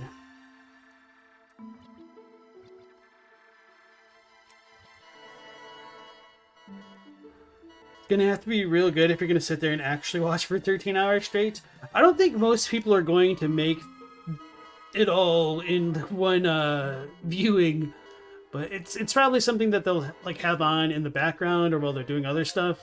I like to listen to longer form videos of things, like if I'm damn it, doing something else like manual that doesn't really require like a lot of thought.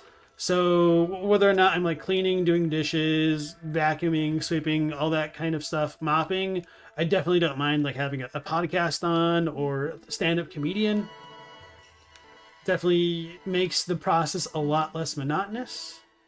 And also like driving, commuting, that's another popular one that people will do that for.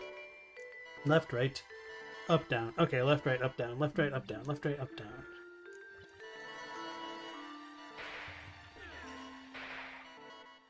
Left, right, up, down.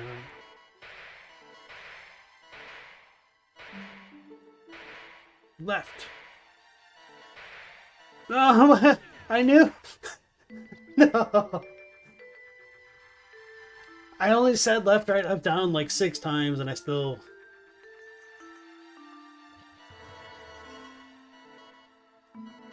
I wish I could like speed this part up. Like I don't need the example, I just need to focus. And I've not really focused at all this stream.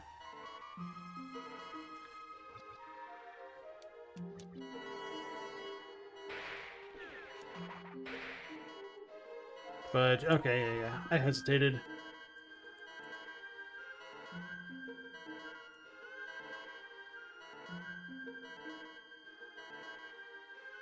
You think a lot of people put him on for background noise or ASMR-esque reason, which you guess he's fine with? Yeah.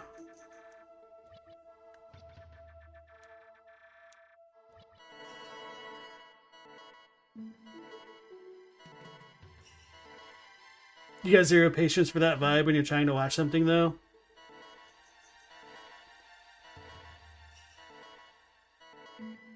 Alright, let's try to focus. I'm gonna screw up. Oh.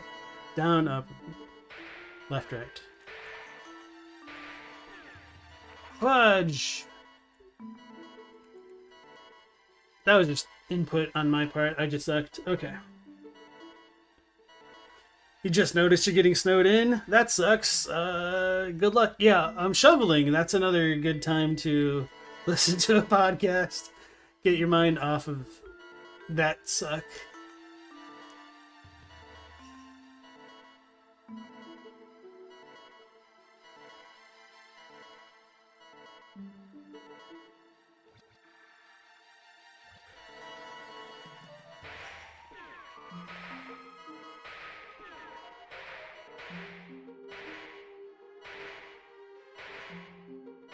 Down, fudge. Left, right, down, up, left, right, down, up, left, right, up, down, left, right, up, down, left, right, up, down, left, right, up, down, left, right, up, down. Because I've screwed this up so many times, I'm not paying any attention to the example anymore.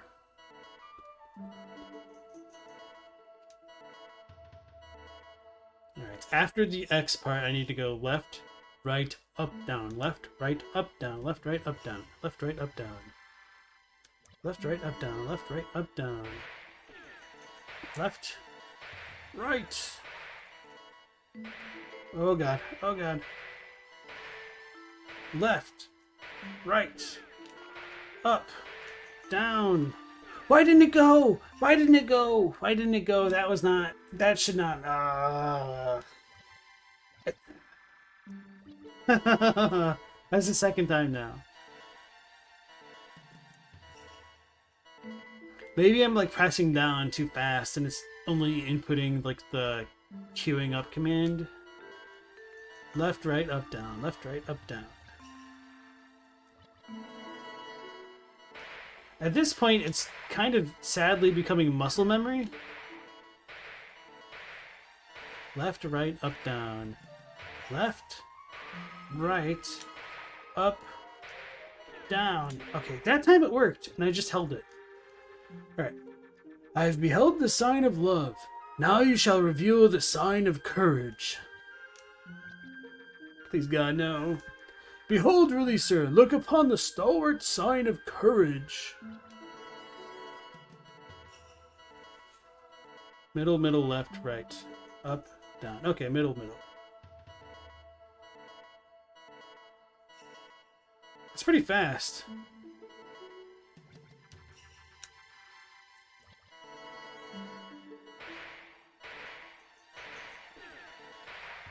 Oh, fudge.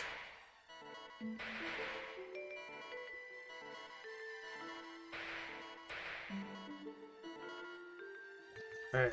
So if I screw up this time, I'm just gonna like keep following the thing. So that way it's muscle memory. Middle, middle, left, right, up, down. Middle, middle, right, left, right, top, up, down. Okay. Middle, middle, left, right, up, down. Fudge.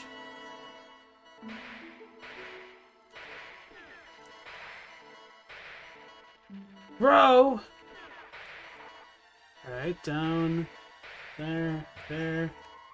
Up, down. Okay, I was gonna screw that up anyway, but it's really annoying that, like, when it doesn't actually sprint.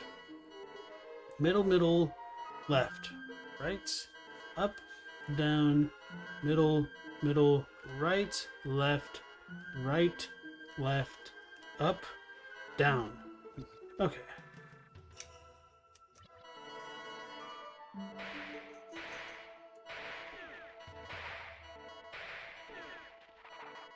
How did... Okay, screw that up.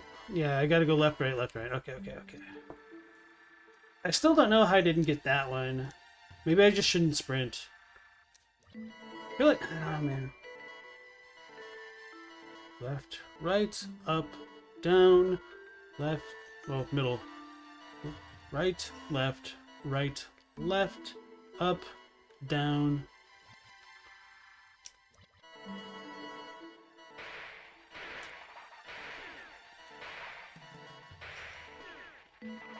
Bro, oh my god.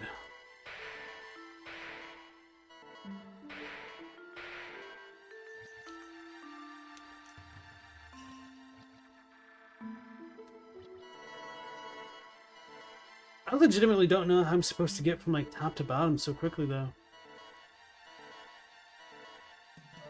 Oh, maybe I'm just supposed to keep sprinting and not do the diagonal stuff? Okay, okay, that's an idea.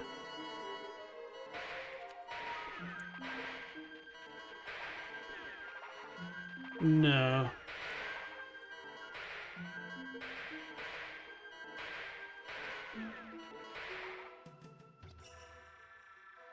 Oh, that was an idea, but it's not the idea. Maybe just no sprinting whatsoever. Okay.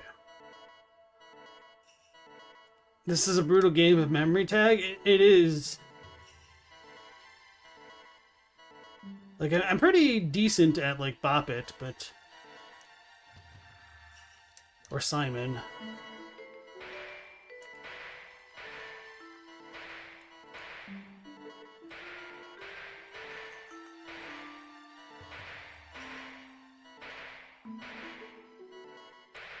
Okay, just no sprinting. That was the trick. Sprinting was slowing me down. I have witnessed all the signs of the true releaser. Now I shall open the gate which we crafted for you. Stand between the pillars to enter the portal of warp time and space, releaser. That's pretty rough.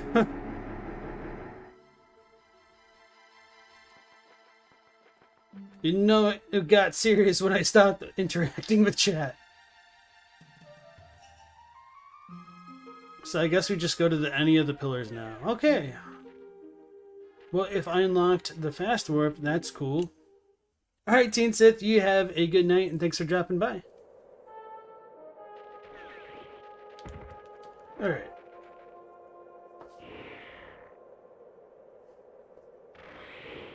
A lot of snow there now, not stopping.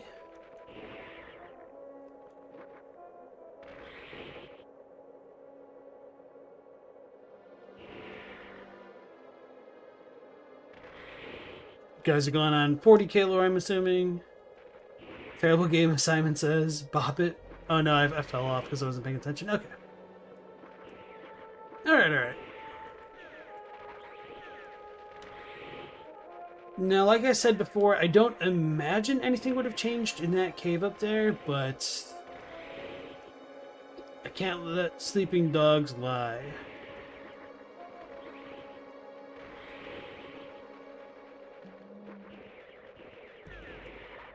I almost did it again.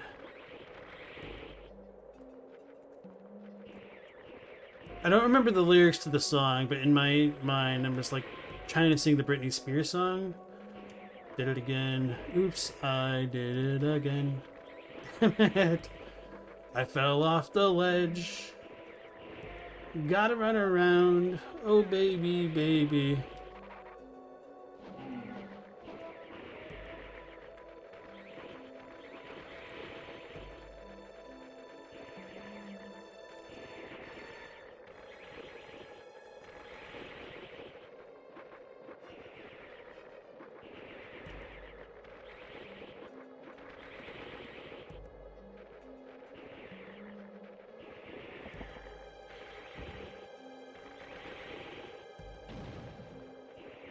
That was almost dangerous. Okay.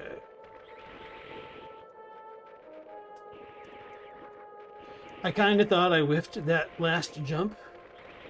My heart sank for a moment. Karaoke stream? Yeah, right. Okay.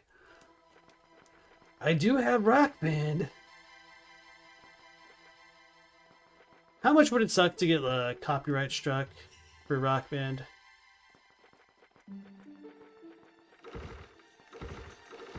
So those are just chilling there for decoration, I guess. Because it doesn't seem like I can do anything with them. I mean, other than hurt myself. Alright, so I'm gonna tentatively scratch that off of things to remember, unless there's a way for me to freeze them so they're not on fire. Oh, or was he talking about these pillars? Definitely not.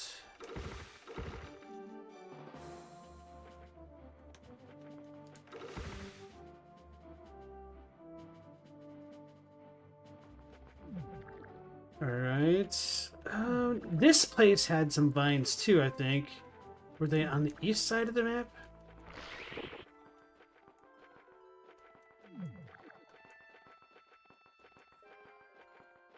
This is Magiscar. No, this one was not. Okay, so we'll probably need to come here later. Oh yeah, that's what we need to do. We need to go to Magiscar, though. Because I got the fire gland.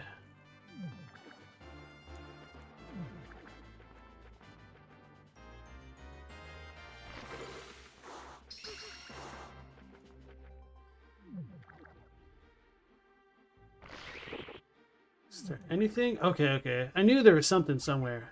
Wait, why is this one here? Does this even do anything? Oh, there's that below.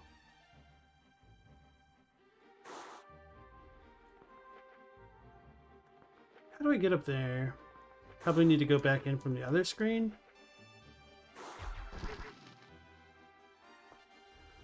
I have Rock Band. Does that mean I could try to play Dark Souls with a guitar controller without having to track down a guitar controller first? Maybe.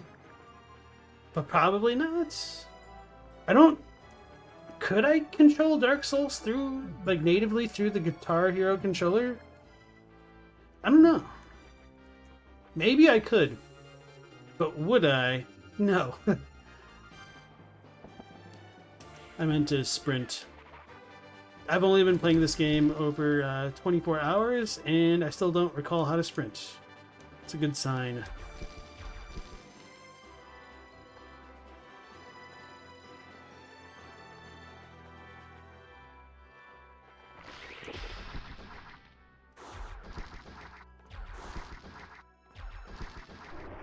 I was gonna say, the fire rod doesn't do as much damage as I would prefer. So how am I supposed to get over there? This does not seem like the proper way. Insert the Knuckles meme.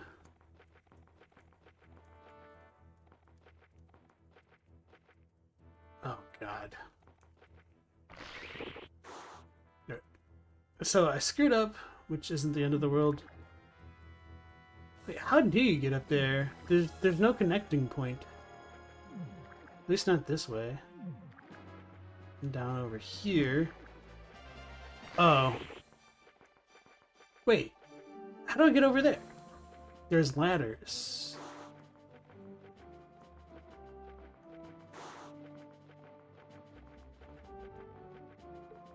What? Maybe I come in from one way and out another?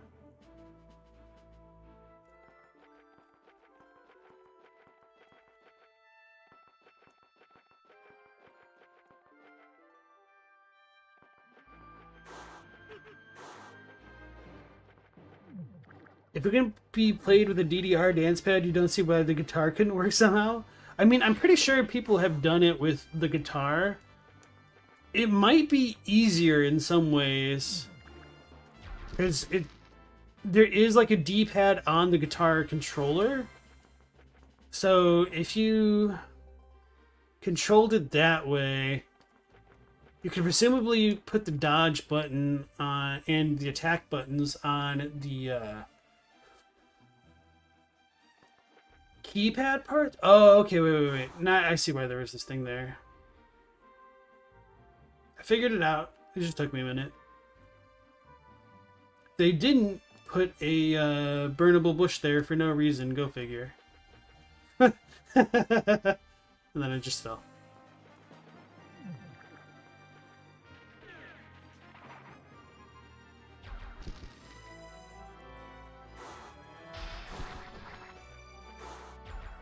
the Xbox guitars at least had full controllers.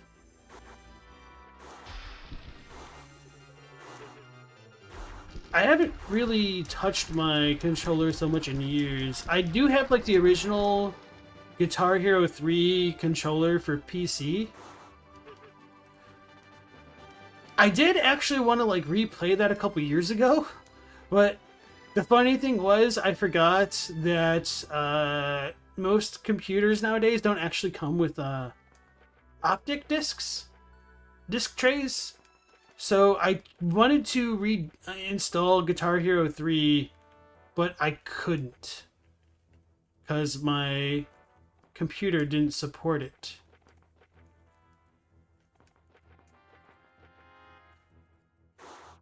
Okay, here we go. This is so trippy in terms of like... Okay, well, may as well use that because it doesn't matter.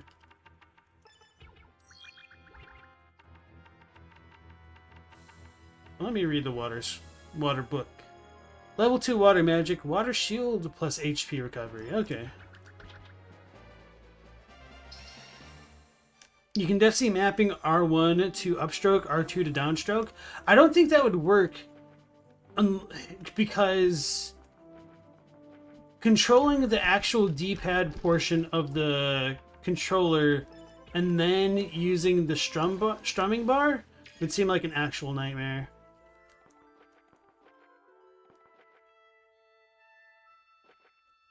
Okay, here we go.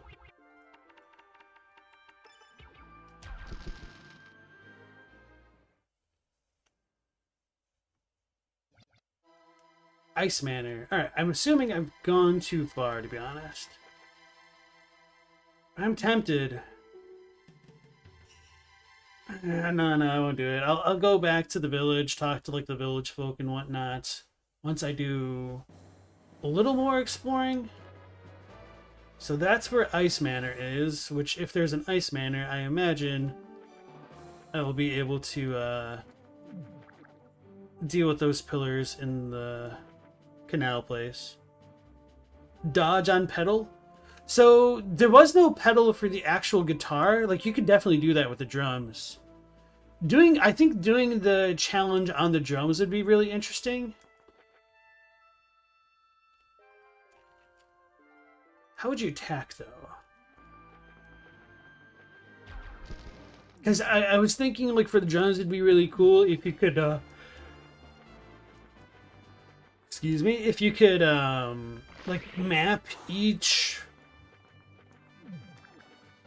drum part to a cardinal direction, but that'd be kind of a nightmare. Probably worse than the dance pad, because I feel like you have just like less inputs that it might become non-viable.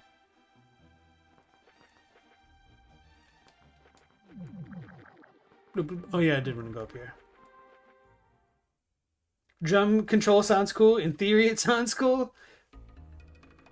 Because like if you did the drums for the cardinal directions and then the bass pedal for like dodging, I think that could work pretty well. But then the question becomes, how does one attack? And that's kind of where I'm struggling to see it. It's been so long since I've played Rock Band, I don't remember the different techniques that were utilized by the drums that could like make that work. So where was the thing at? The next room? To the right? I think it was to the right. Although this place has become much easier to navigate with the wand. Okay, yeah, this is the place. Hey, Gilded Falcon. I'm definitely glad this place didn't close for good. Did it come with symbols? At the very least, I don't think mine came with symbols. Because, yeah, the symbols would be perfect then, because then you could bind the light and heavy attacks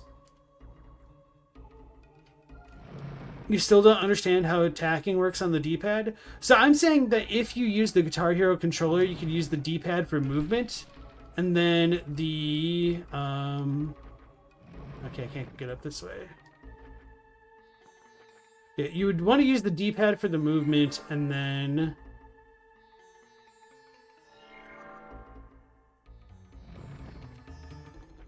anyway, hold on, let me try to figure a way out of here easily.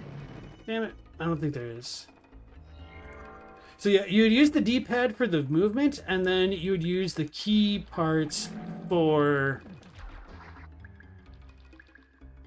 other controls. So you could have like dodge on green, and then like light attack on red. Oh no, this is the down part, so I would need to get higher. How do I get higher again? Probably the room below me. Oh, you meant the DDR dance pad. Okay, yeah, that makes more sense. If you've heard of her, I know Luality has... I think she's done all 3 games on the dance pad, as well as Bloodborne. Maybe not all 3. I'm pretty... At the very least, I definitely know she did Dark Souls 3. Oh, there's a cave up here. Duh, I could probably use this.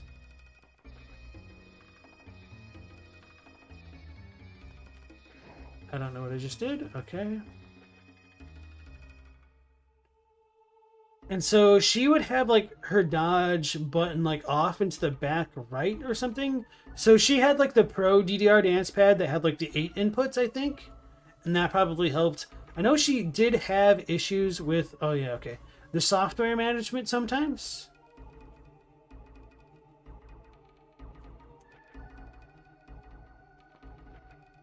For like actually keeping things mapped properly, but it was surprisingly functional. I mean, it just looked like murder on one's feet though. Man, I do not want to do this. Is a gilded falcon worth it? Oh wait, I don't need the things anymore. I could... I've got the fire wand. I don't actually need to interact with this stuff.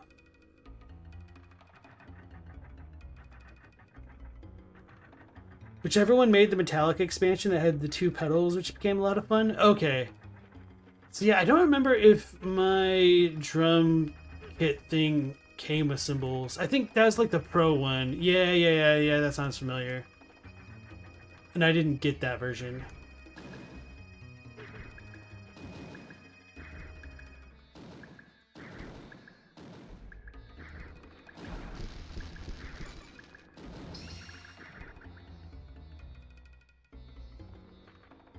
The things I do for Gilded Falcons.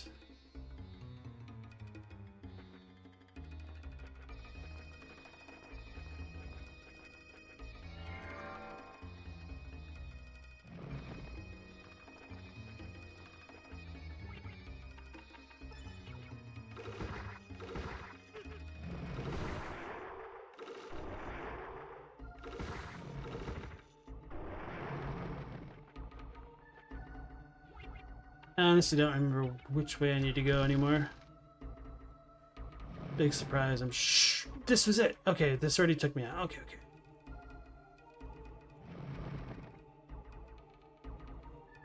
Okay, we are out.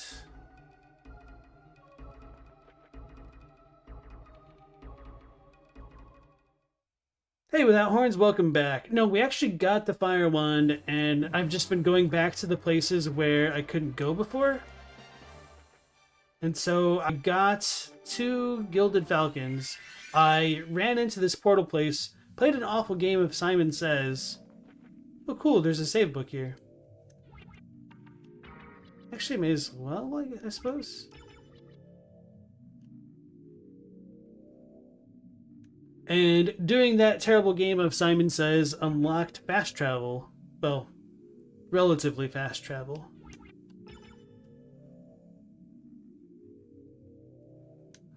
The good old Metroidvania experience, exactly. I also stumbled upon the Ice Manor. You have yet to learn how to gain entrance here, Dreamwalker. Go now, or the gate shall remain sealed forever. Oh, that's terrifying. Right, so now I can go back around the map and unlock these portals, which is going to be cool. Because then I wouldn't necessarily have to rely entirely on hoofing it everywhere. Which, I mean, it's really not been too bad. Like, this map isn't super big. And with Ainoa being in the middle of everything, it's not too tedious to get around.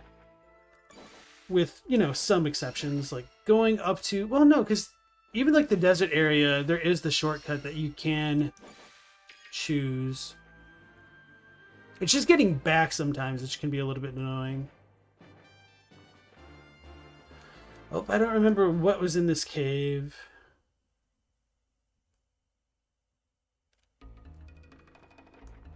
Spring beans, right. Okay.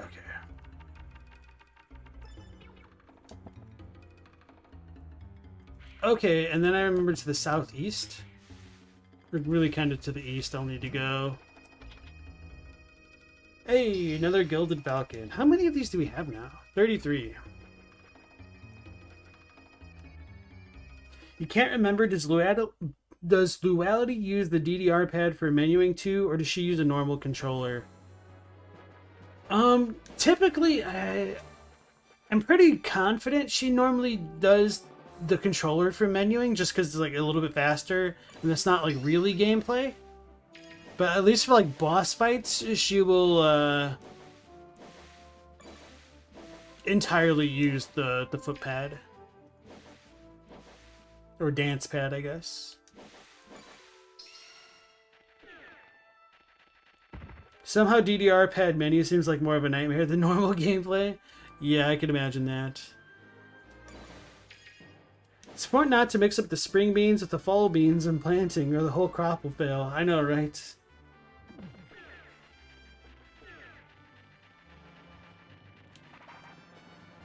What's on the other side of the river? Oh, never mind. So is there any reason to go in there? Where does that take me? To the Merg place? We're good over there. We're good in the shack. I think we're good in the lizard layer.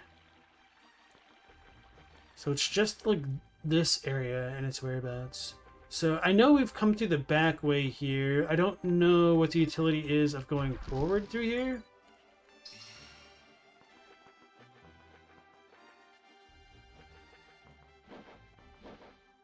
I guess I can just skip a couple little things. Oh, right. So that's the thing we can do.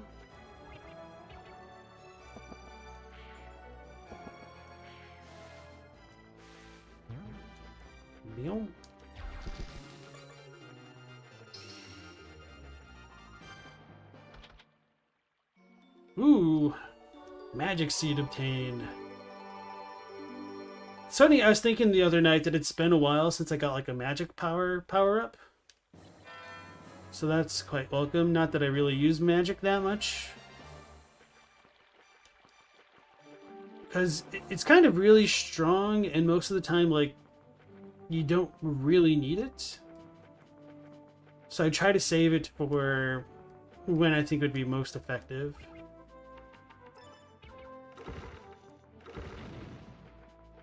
So how do we get down there? Oh wait, no, I've been down there, but I think those are just like all herbs or something, which is why they're not opened. So the spring bean is already down, which is kind of nice.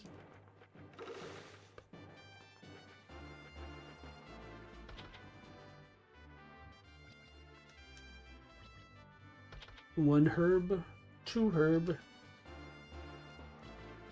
and 3 herb. Yeah, who needs magic when you can throw bombs? Sometimes me, because sometimes I need to heal.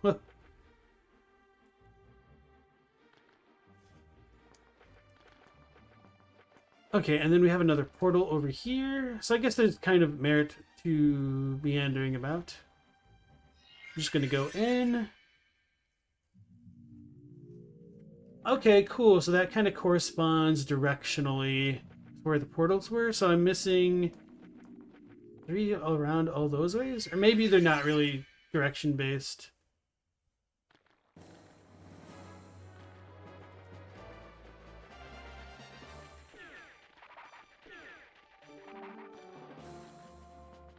Although, I'm not gonna lie, that does really make me tempted to go back to the desert.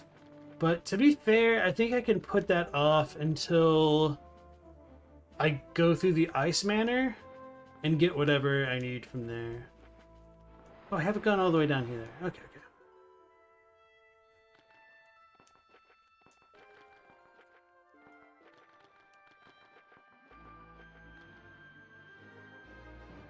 I wonder if I couldn't... Oh, this is probably just herbs or something then. Oh, okay. Life vessel.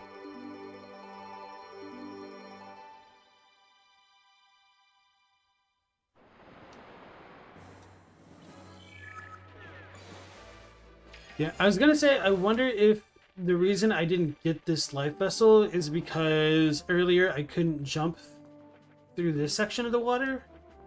Because without the merman boots, or was it even just like the desert boots, you couldn't really come this way? So this is like the back entrance into the lizard lair, is it not? Reptile lair. Oh no, this is the front entrance. Oh man, I didn't really want to do this, but I should be able to get to the shortcut place and back around without too much trouble. I go down here and then to the left. Oh, I needed to make the full jump. I goofed.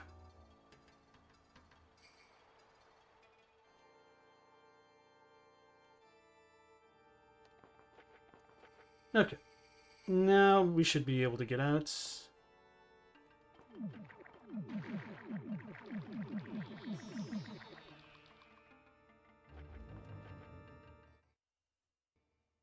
Alright, so I'm pretty confident there's nothing in there that I needed to do.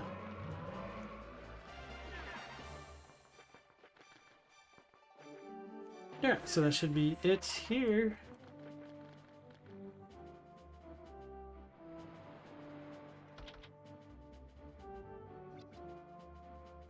Alright, so... Oh yeah, maybe I should talk to Merrick and or the members of the Clark crew. Alundra swims like a son of a gun. The rooster tail he kicks up is wild. Maybe he has like decent acceleration, although his control is not the best, I tell you what. There don't seem to be any red herbs native to the region. There's like a couple ones, although if you mean like the actual herb, then yeah, maybe not. You were wondering why the hunter guy transformed into a beast at first, but what if he just had less life vessels than the kid? Oh, I don't think it's life vessels to prevent them from transforming, but interesting idea. Oh, it's also been a long time since the house that was for sale that I've been to.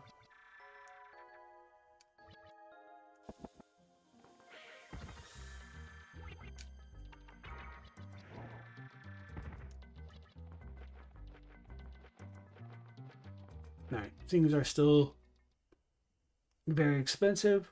Red herb thing was a Resident Evil reference? Oh, okay.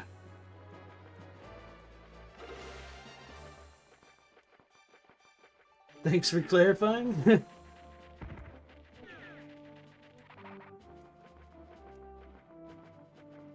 Although maybe Merrick bought the house that was for sale. I thought you could get it at some point. Spoiler alert? Maybe not. So this should be... Okay, maybe not. Actually, I wonder if I need bombs for that. Yeah, that's kind of annoying.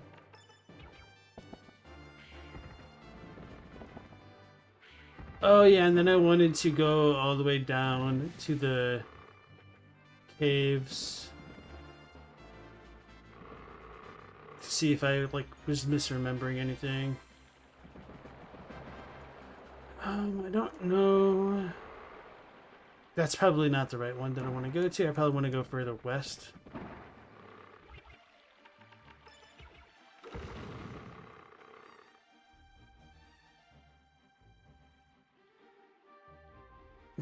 Your thing was not an Alundra reference, or not Resident Evil reference. It's all good.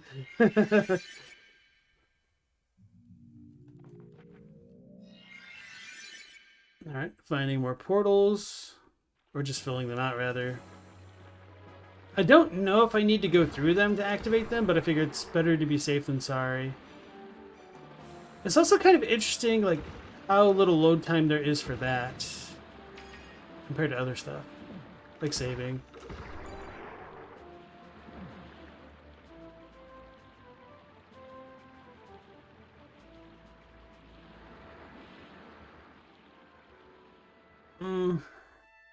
Tempted to jump down and like try to swim around. Because we couldn't get to this chest and I have no idea how to get over there.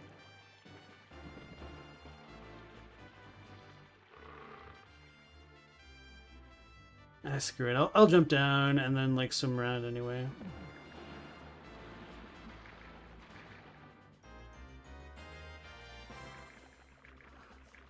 I tend to have an incredibly dry wit, although I don't know about the Resident Evil reference, to be fair. And then, of course, some things just don't come across very well in text.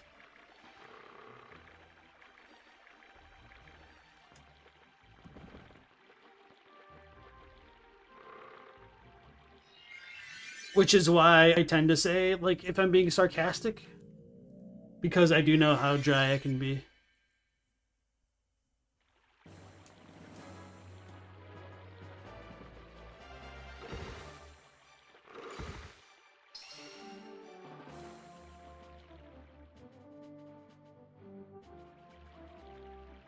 Alright, go through there.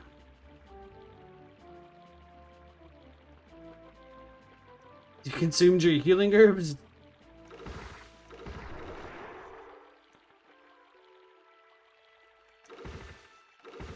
And then there's also like a few things that I don't interact with too much on the stream to keep it a bit more family friendly. Not, of course, like this is the most family friendly content to begin with anyway, but you know, nothing wrong with keeping things a little bit clean for the public.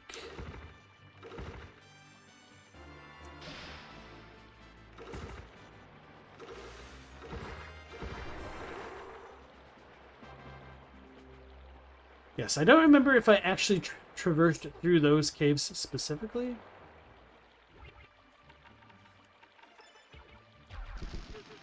Ow.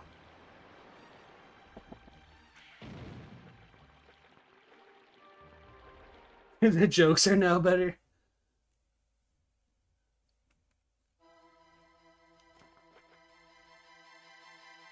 I almost thought about like walking into that fireball just because it seemed it reminded me of like the things that I needed to do in the Fire Manor.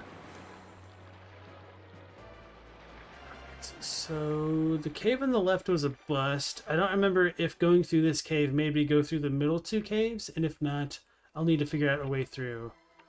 Oh, that's right. I didn't want to do this. I mean, I did, but not really. The reality of playing through it is different. It's like that little girl meme where she's like writing in a notebook thinking about doing an activity versus like crying and actually doing that activity. I really feel that sometimes.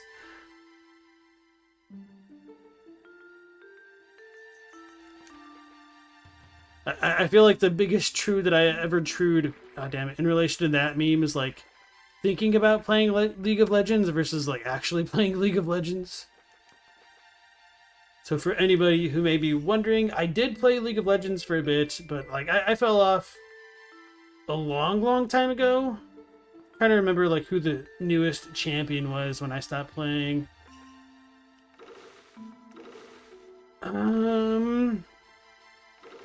Syndra was pretty new. I don't exactly remember who came out after her. Or was it Diana? I think it was Syndra. Okay, so I did need to come through here. Okay, that's kind of what I thought. Okay, so I'm not going to worry about this anymore. Let's go back through this cave, which is not the one we came through, but I don't remember what was in it, and if I explored it fully, or if I could explore it fully. So this was the Mimic Cave. So there were two Mimics. Huh. Mimics can't jump. Get wrecked. Oh, right. This looked like a key that I couldn't use. Or it could just be the wall. I can't exactly tell. But that looked like the kind of a silhouette of the areas that we had to go through in the coastal cave.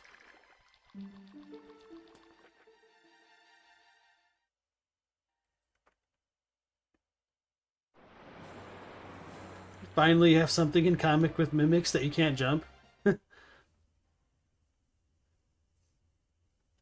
I kind of like those brain teasers where you could like make a bet with somebody that like you can jump higher than a house, and like, what? I don't believe you can jump higher in a house. And then like, you know, all right, bet. Okay. So then you just go, yeah, man, houses can't jump.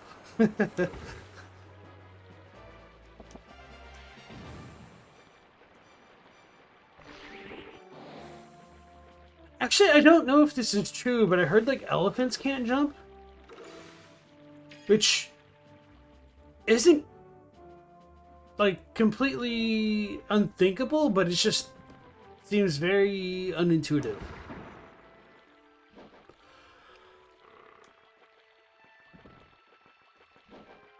Oh, right. And then I couldn't go through here because of the vines, which might be like part of the Merg village type thing. Okay. At the very least, I'll go through this cave. You're not sure if they can jump, but they probably shouldn't. Yeah, I don't think if they can jump, I don't think they should like necessarily do it a lot. But there's a difference between like not finding it necessary versus not having the ability to, you know? And I think that's kind of like where my surprise came from. Oh god. The funny thing is that thing attacked me earlier and I forgot about it already.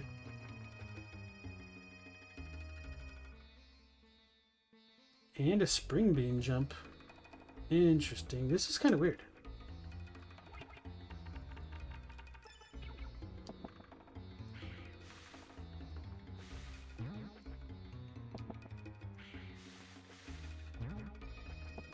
I'm assuming this is just to get back then. Okay, not going to worry about that.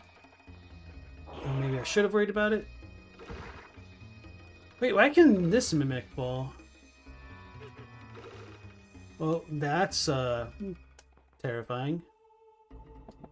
There's a mimic on the run somewhere.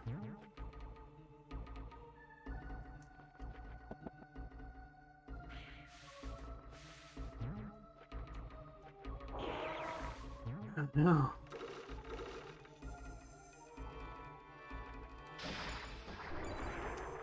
Oh, that kind of worked out better than I expected. I did not expect to hit it through the wall like that.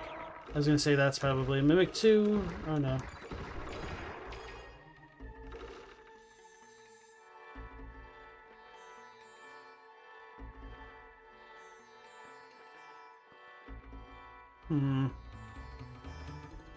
It's probably a Mimic. Now I don't trust any chests in this game, so good job, devs. Fudge.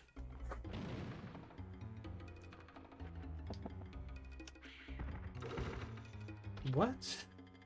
A chest that opens.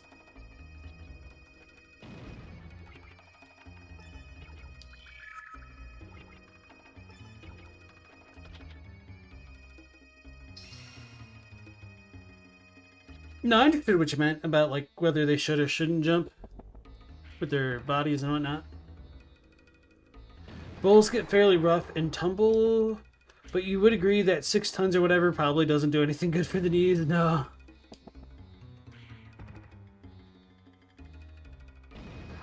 No mimic water in animation, maybe? Yeah, maybe. It's just kind of funny that I was like, oh, mimics can't jump a couple minutes ago, and now they're kind of effectively what I meant by jumping. Carrying too much to keep the magic elixir. Ooh, a life vessel.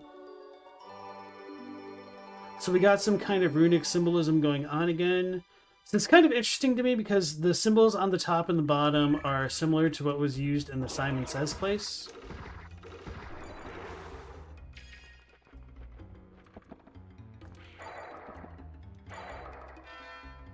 And those are magic restorers.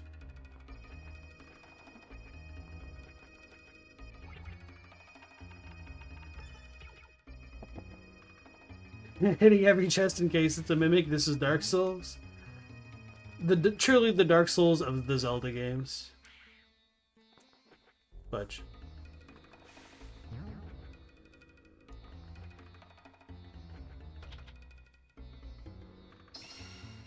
Gilded Falcon. Alright. Yeah, that is really annoying though.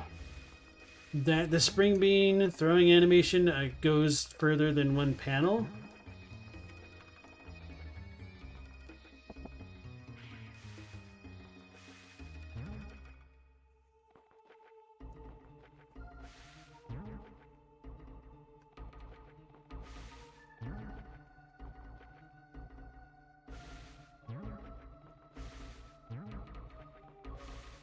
So this cave was a dead end, which is cool, because now I'm not gonna need to worry about it anymore. It did not connect further up into the Merg land like I thought it could, which is perfectly fine.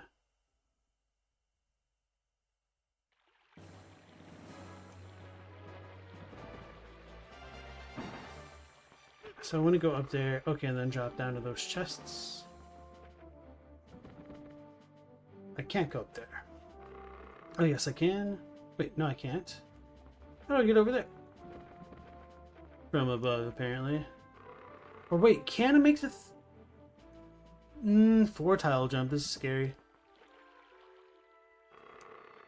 I feel like the only reason I made that happen in the canal zone is because of the height differential. I don't see any reason to change. Oh, wait a second. I see a reason to change now. So I can go up there. Okay, I can still come back up here. Gilded Falcon obtained. Sweet. Can I not come back up there? I was confident that I could. Bruh.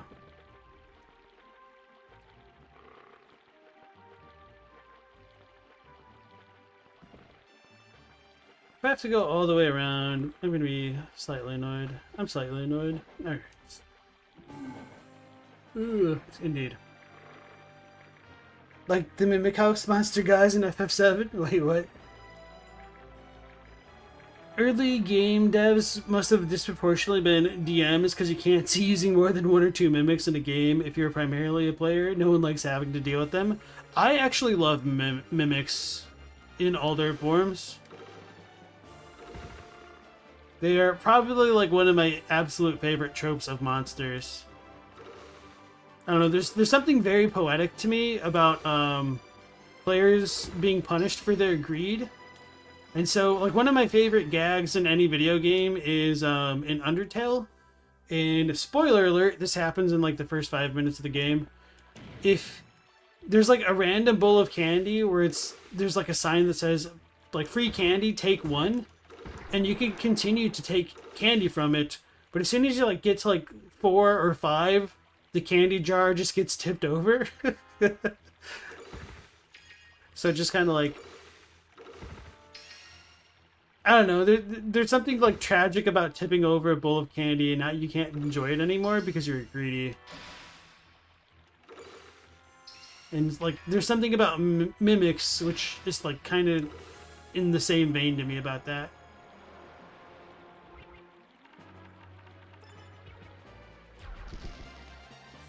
Howl's Moving Castle, but mad at you? I kind of need to re-watch Howl's Moving Castle. That's like one of the Ghibli films that just... I don't know, like, I just didn't really... It just didn't jive with me. It's not that I disliked it, I just never got on board with it exactly. Forgot about that. Now I don't need to worry about that.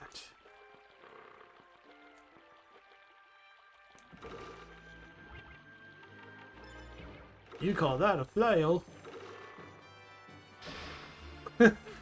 Well, apparently, apparently it is. That's so sad.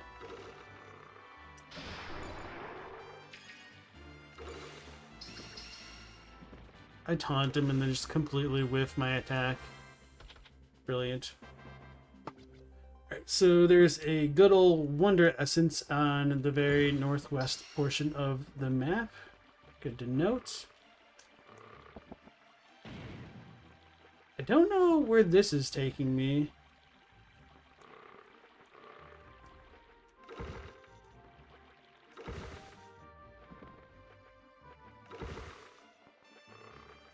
So I guess I was never able to get to those chests before. I'm kind of nervous to hop down there. How do you get out? Is it through here? Okay. 30 gilder. Strength elixir that I can't use. Elixirs are blue, tonics are green.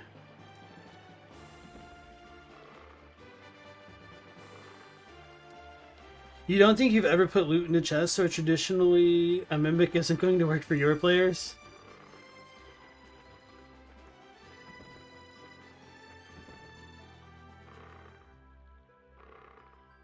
Every Castlevania game is inside of a mimic dungeon. If you don't beat Dracula. The snapping turtle is nature's mimic? Kind of. Oh, okay, so this is the way that I absolutely needed to go. I probably shouldn't have opened this door yet. Alright, so I'm gonna run back to the village and, like, talk to people. To see what they have to say, which is probably nothing. Since I've gone to the Fire Manor. I'm kind of tempted to keep going to see if there's, like, a portal that I could just use later. Oh, wait. Anyway, I'll just use the whirlpools.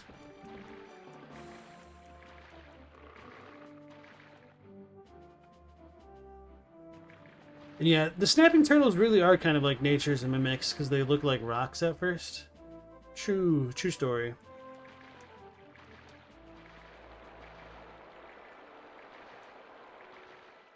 Yeah, so I don't know. I just really like carnivorous things that shouldn't be carnivorous. It's like piranha plants, like Mario. Absolutely love them. Mimics, absolutely love them. Pitcher plants, I think those are super cool. Venus flytraps are super cool. Alright, so the whirlpool did nothing. My eyes. You like when bugs mimic plants? Oh yeah, that's also like the inverse scenario, which are also like really cool. Stick bugs, certain mantises.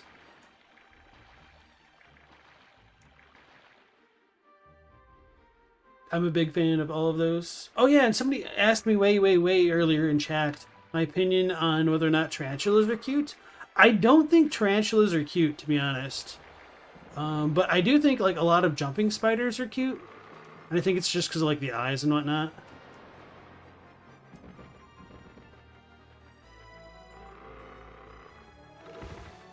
Alright, let's go back to the village. Depends on the tarantula.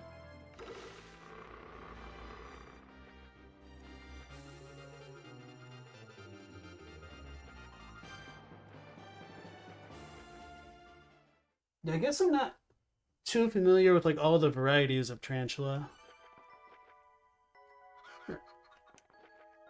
I imagine a lot of these people might say the same thing. Wait, they're in different spots? No, okay.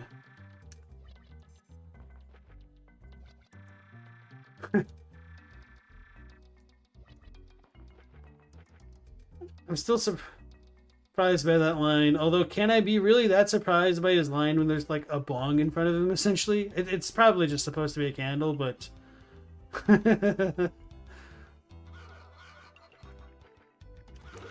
I'm just thinking about that time that kid ordered a bong on like Amazon and his mom opened the package and he's like, oh, what the frick? I ordered an Xbox controller. What is this?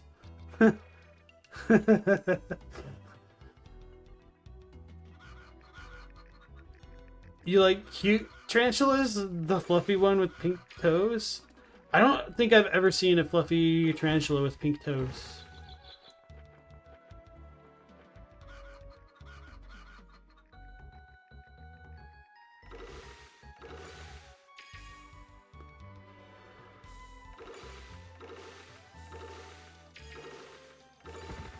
I don't remember what house Mia was in. Oh, yeah, Giles' house. Oh yeah, and then I never went to the graveyard to actually check out his grave. That was on my to-do list and I forgot about it.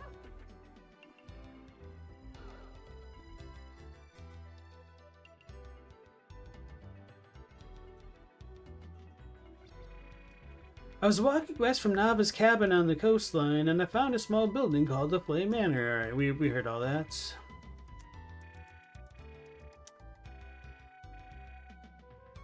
There's a couple of species of tarantulas that are blue. It's really cool. Yeah, I was thinking like maybe if the tarantulas were a different color, like the blue one, I could potentially think they're cute. I saw a really pretty... What was it? Was it a crab? I think, yeah. It's like a Thai devil crab, I think. Let me... It might not have been Thai. But it was like purple that I'd never seen before, and I was really fascinated. Yeah, the Thai devil crab. Unfortunately, because like the way my stream is set up now, I can't show a picture. But if you Google it, they're like a really interesting purple and violet color.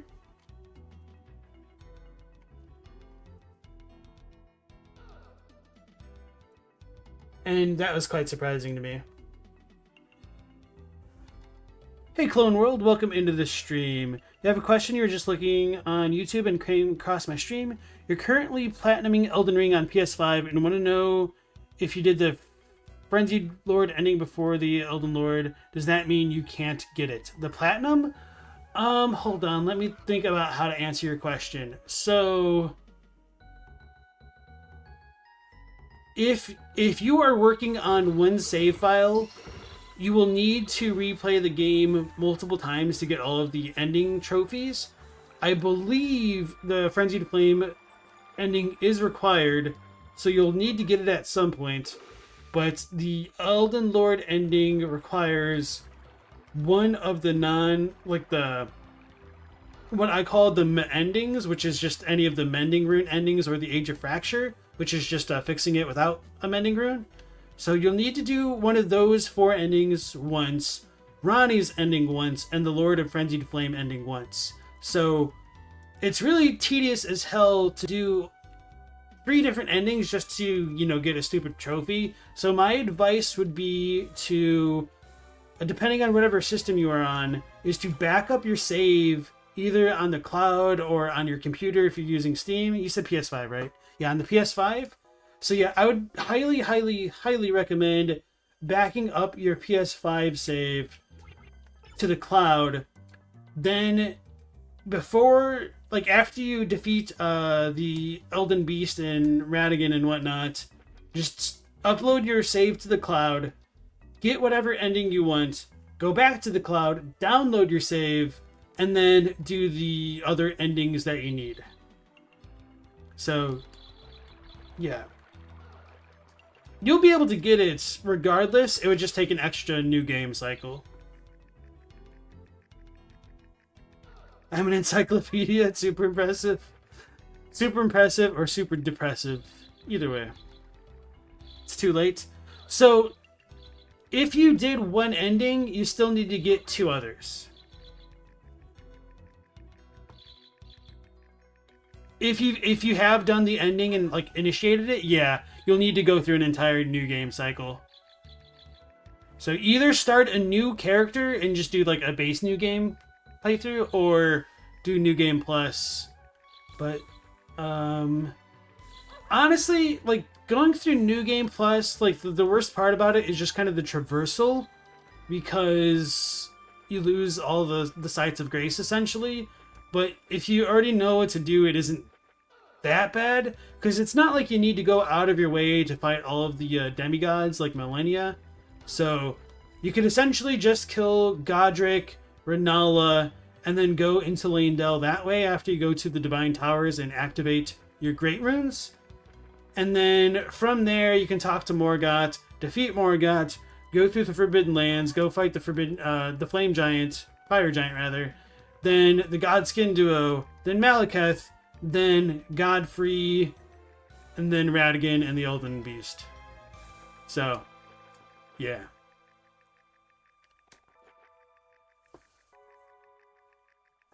You just new game 2 times? Okay. You did Ronnie's and just did Frenzied? Yeah, so if you've already gone through and gotten that ending, like you've already like done the America thing and gotten the cutscene, you will need to do a full new game plus cycle. Sorry to inform you. Mexican Fire Lake Tarantula. Alright, I'll need to look that up. Let me just go ahead and copy. Why is this such garbage?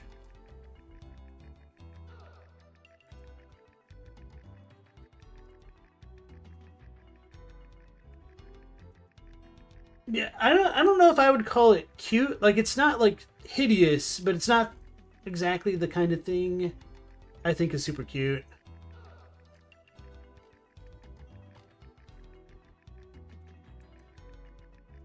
Alright, so what was I doing? So, okay, there's no point to go this way. My question is whether or not I should go to the Merg place or the fireplace. Not the fireplace, but the ice place. I really want to go into the ice place. Oh, no, I've never... No, I think I did. Yeah, I must have talked to these people. Anyway, not so important. And I forget there's a switch in here every time.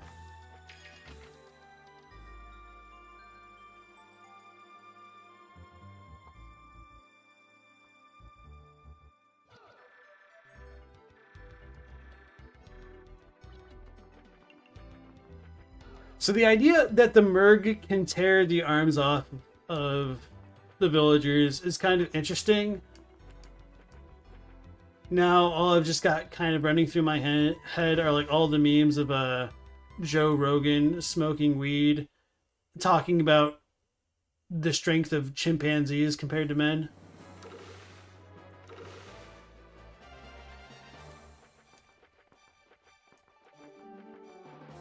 So, I haven't really gone back to the mine area.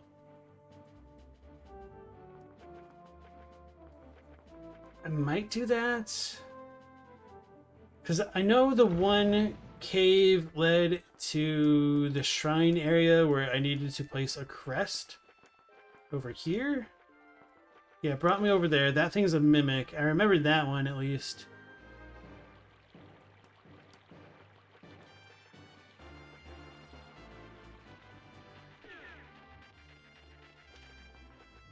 But apparently I actually don't remember how to get to the mine. But I do remember, like, the mines were next to the Merg place, the Merg forest. I don't remember why there was a dead end, whether or not it was a fire ivy thing that I needed to get past, or something else.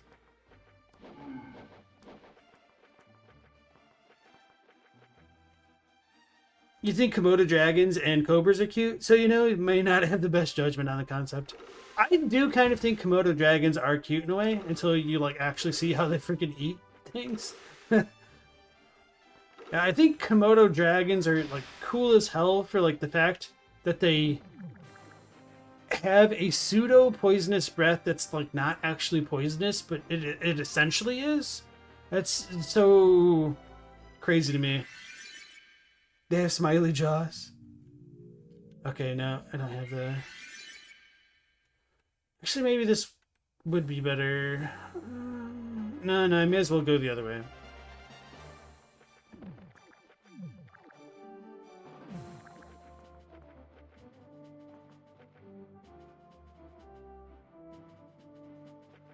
Let's go to the west. They have that excited lizard run? That's true.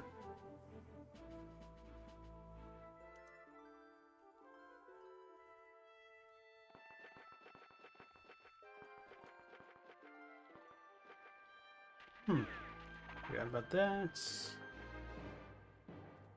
Was there a fire thing in this house in the basement? I know that there was in... Oh yeah, the graveyard. That's where I originally meant to go.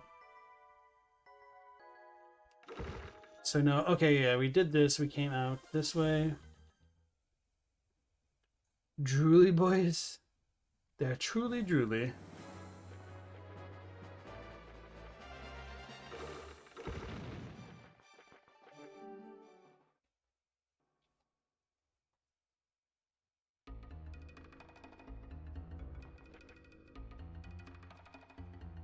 I remember this, but I thought I couldn't go forward entirely. Oh no, this took me to the bottom of the house. Was there anything else? I know there's a crap ton of enemies over here that I needed to kill. Okay, yeah.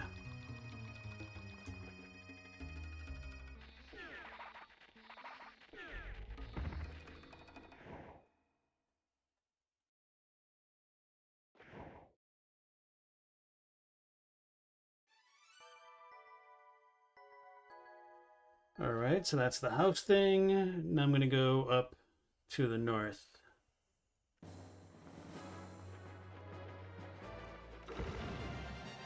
So yeah, maybe that's about it as far as exploration can go. So this should...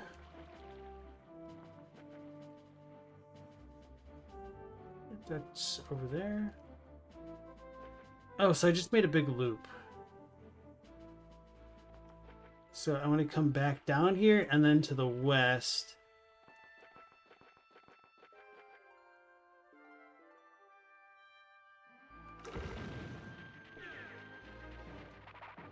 And then down that way a bit more.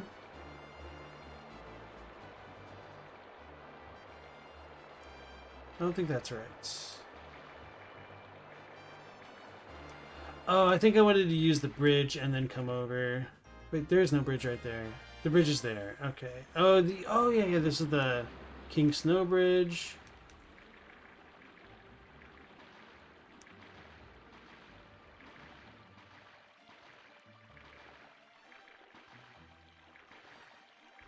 It's a little bit ironic because that's the portal that I decided to not go down. So I've got to be missing some portals, don't I?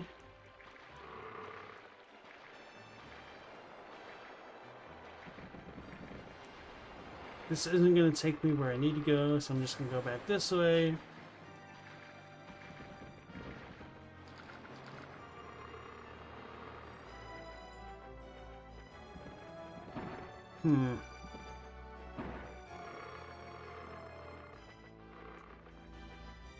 Like, I know where to go to get back to the Merg area. I'm just trying to remember if there are any portal stones in the vicinity that I'm forgetting.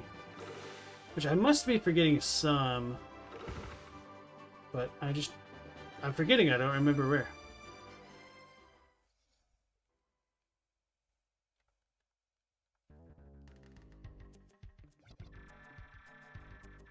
Oh, okay. The captain has searched for the legendary gilded falcons since he first set out to sea. Even now, he still seeks them. If you have any, I'm certain he'd be most interested. Brilliant. I got a lot of them. Hey, kid. You were on board the Clark, weren't you? Remember me? I was in the room next to your cabin.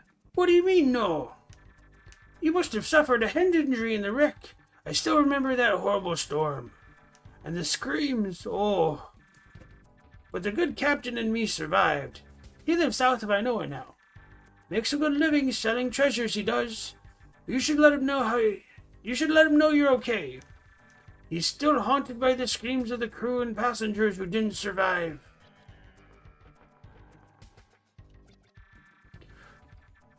This is no ordinary drinking establishment. Go down the stairs in the back to find a fully equipped state-of-the-art casino. Why, just the other day I won 4 games of roulette in a row. Ain't that cool? It's interesting that he mentioned it was only 4. Have a good time downstairs, okay, kiddo? I just won a bunch of gilder playing the shooting game. And winning always makes me generous. How about a drink on me? No thanks. Wimp. I didn't want to get the whole milk or orange juice line. Alright. So I'm kind of glad I went over here, because now we might have the prerequisite knowledge to use our Gilded Falcons. So we have like, what, 35 now? Yeah, okay. It's King Snow.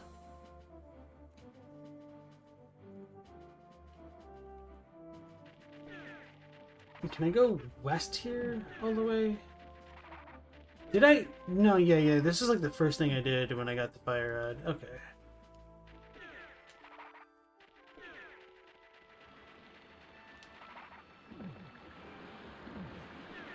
Oh, right. And then up here was where I come with Jess and them. Merg Woods, forced by Noah.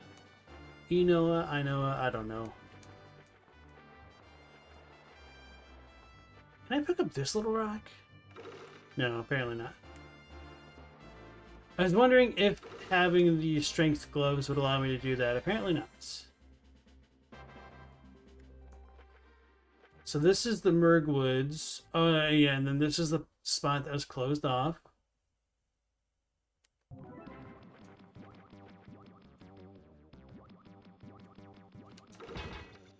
It's rusted shut. Moving it does not seem to be in the realm of possibility still, which I'm not surprised by. So we'll go to the southeast entrance of it, and then that'll be that. So pretty much all that's left here, it seems to be the Merg Village, the submerged castle, and then the Ice Manor. Seems like we are approaching the end game pretty rapidly here. Okay, so that rock is in the way. Oh, so I would have needed to like push that other one down to get rid of that. Okay. Duly noted.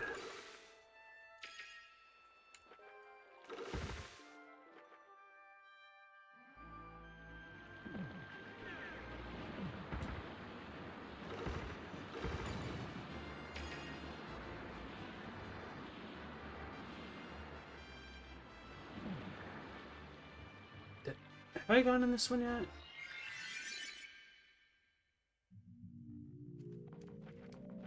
Maybe?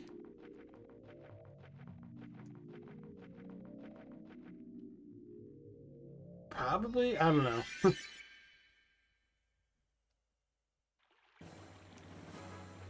I feel like yes. Okay. Wait, I wanted to go to the east from the Snow Dude statue, because I hadn't done that yet after unlocking the portal stuff.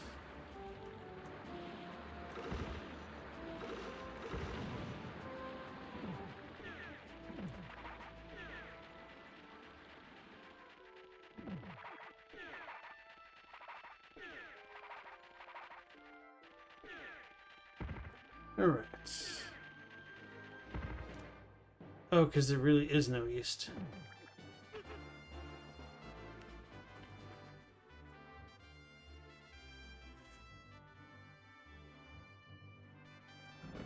Because that would be the village, right? Okay.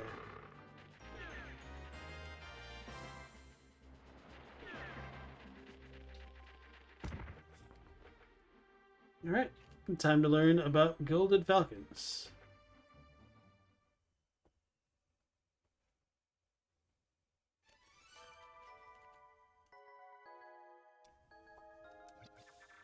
Did you say Gilded Falcon? Yes, I know of the treasures. Who doesn't? Long ago I took to the seas just to find the falcons legend spoke of as being scattered all over the world. To find them all would have made me a legend myself, enriched beyond human comprehension. Kid, if you happen to find any of the Gilded Falcons and bring them to me, I'll trade your items for them. It's a pretty sweet deal. You bring me what I want, I'll trade you for the items you need and desire. Deal? Sure. You mean it, kid? Alundra, I knew from the moment I laid eyes on your greenish face at sea you were something special. I'm a very happy man. Thank you, Alundra. Alright, sweet. Let me count how many falcons you're trading in. You brought me 35 today. Well, let's see. That means you brought me 35 gilded falcons so far. You have presented me with 35 gilded falcons. Please accept this gift as my thanks to you, Alundra. I think you'll find this life vessel quite useful. Use it in good health, Alundra. Okay, cool. I didn't realize it was like a tier-based system. I was hoping I could like trade directly because I have no idea what the other ones were. Oh, there's another one. Another gift? Okay, sweet. I think you'll find this Olga's ring quite useful. Use it in good health, Alundra. Olga's ring received.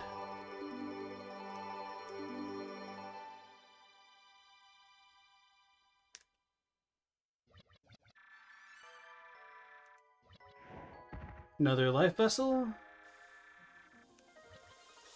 I wonder if it's like a 10 based gifting system. 5, 10, 15, 20. Who knows? Alright, sweet. Silver armlet, quite useful.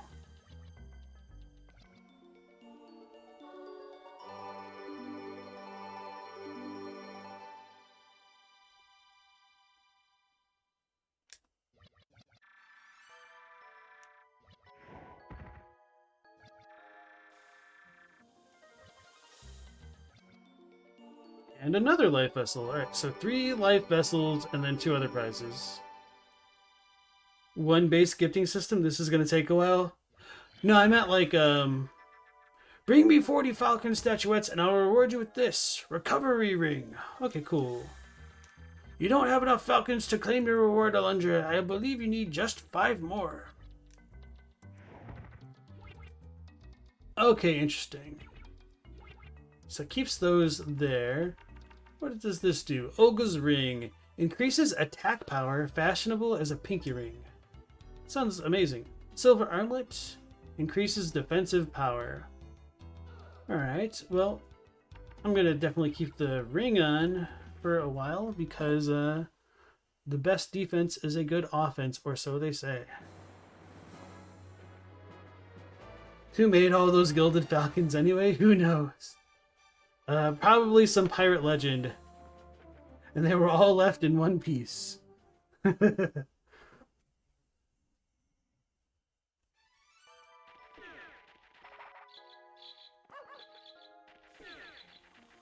Goldie Falcon.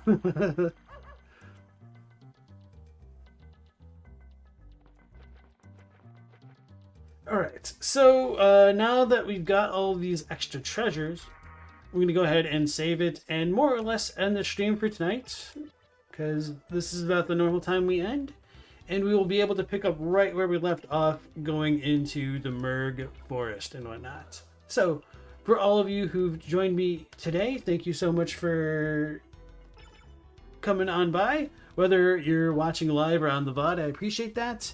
And we will be going live again at 10 p.m. Eastern Standard Time as per usual, so hopefully we'll see you then. Till then, take care and stay safe. Last Protagonist out.